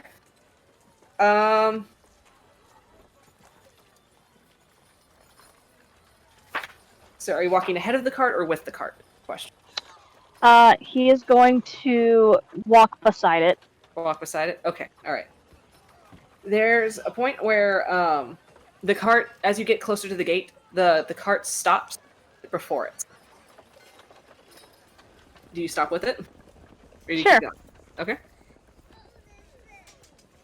So as you stop, one of the cult members kind of steps forward and says out loud, loud enough for, I guess calling out to the to those above.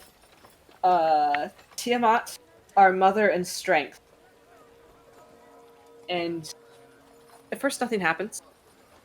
And nothing happens at all.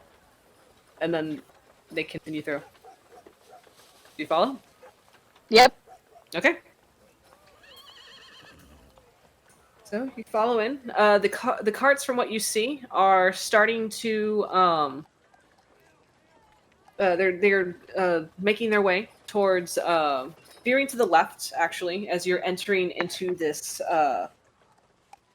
into the lower courtyard of this castle, and you just feel the air just suddenly chill around you. Like your breath is starting to come out in like puffs of frost, and just the air feels like so thin and chilly, as if it like kind of that sensation of like if the wind is going through you when it's so cold, but it's just that's just how the air is. Mm-hmm. And the carts are veering off to the left as you see them stop before kind of like a smaller stone building that's kind of built out of the castle wall itself. As there seems to be like a bit of a queue as boxes are unloaded, carried off into this building. The procession kind of proceeds with like each cart. Roll me a perception. Okay. As you're generally looking around this this courtyard area. Ooh, 17. 17, okay. So, looking around this general courtyard area, you see that there's a divide, essentially, between... from the courtyard that you're in, you see, like, this sheer, like, kind of, like, cliff face going up. No railing, no ramparts or nothing, it just seems to be, like, a sheer cliff face that leads to a secondary level.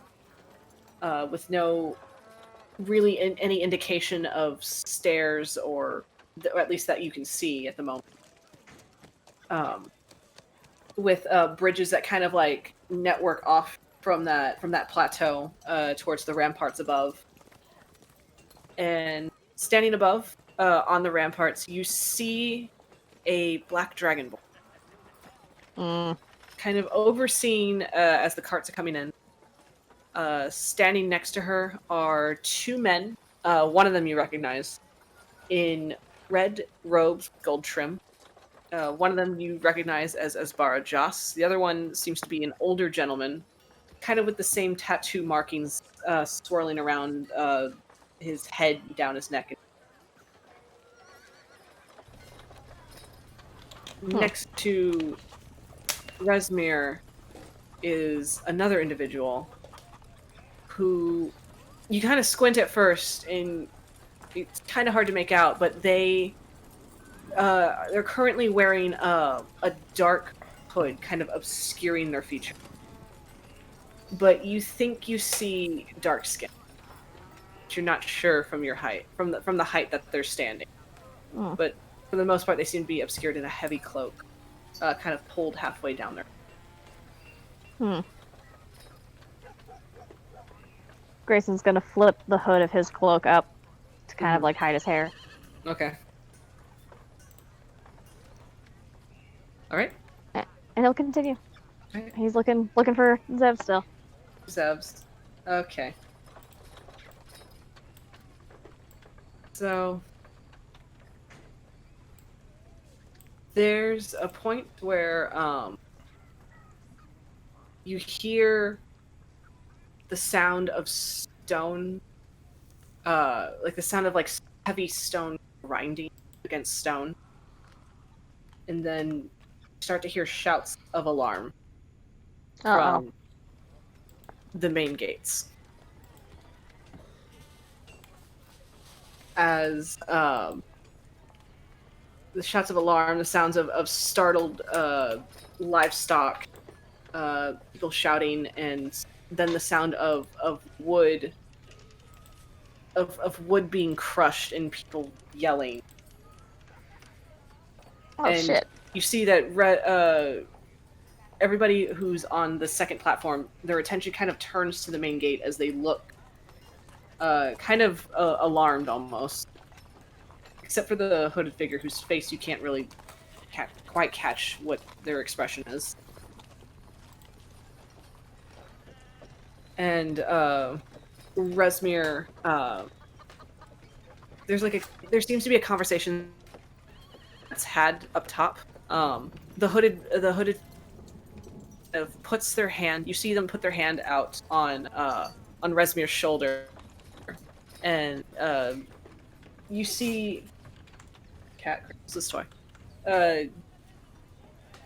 And you were correct. You do. You see dark skin. You see kind of like a purplish hand put against Rezmir's chest, and there seems to be words exchanged, and Rezmir just seems frozen solid for a moment, like as if she was perhaps held by magic that you know you're capable of yourself. Mm-hmm. Like you know the spell, you know that's a doable spell. For a moment, it looks like she's held in place, but then she steps back rigidly, and then disappears, kind of walking back away from the ledge, as the two wizards also kind of depart, walking over the ramparts, heading towards the blue tower that seems to be made out of pure ice. And then the hooded figure kind of stands there a moment, looking around, and then they just walk. As the sounds of chaos start to erupt from the main... What do you do? Which everyone in the town would also start hearing this. Yeah. Probably. He's gonna head towards the commotion. Okay.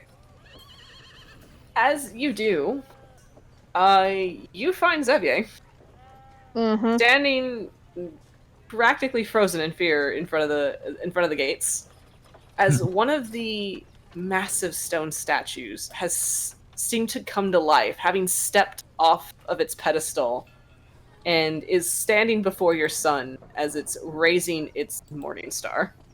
Oh, of course. And that's where we're gonna.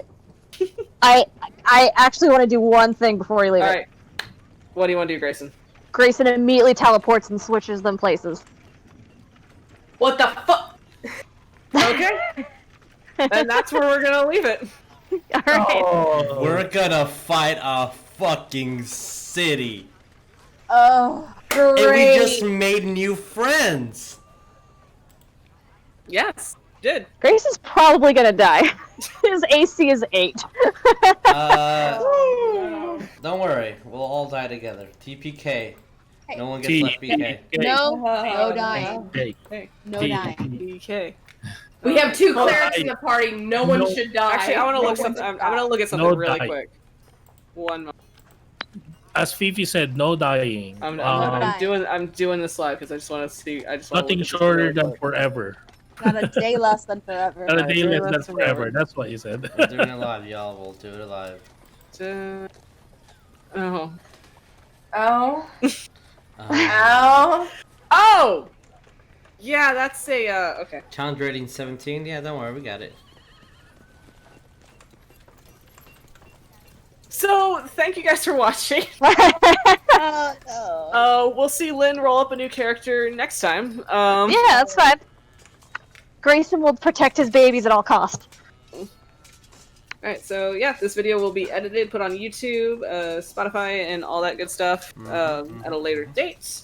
Thank you all for watching. Can't wait to see you all again for the Alistair one-shot next Monday. Yes. Yay! And then we will pick up Hoard of the Dragon Queen the Monday after that. Yes, so much D&D goodness. I promise you, I won't lose my brain playing It'll be fine. much D&D. Right. So many characters. Jeremiah, who are you right now? Okay, so thank you guys. See you next time, and goodbye. Bye. Bye. Bye.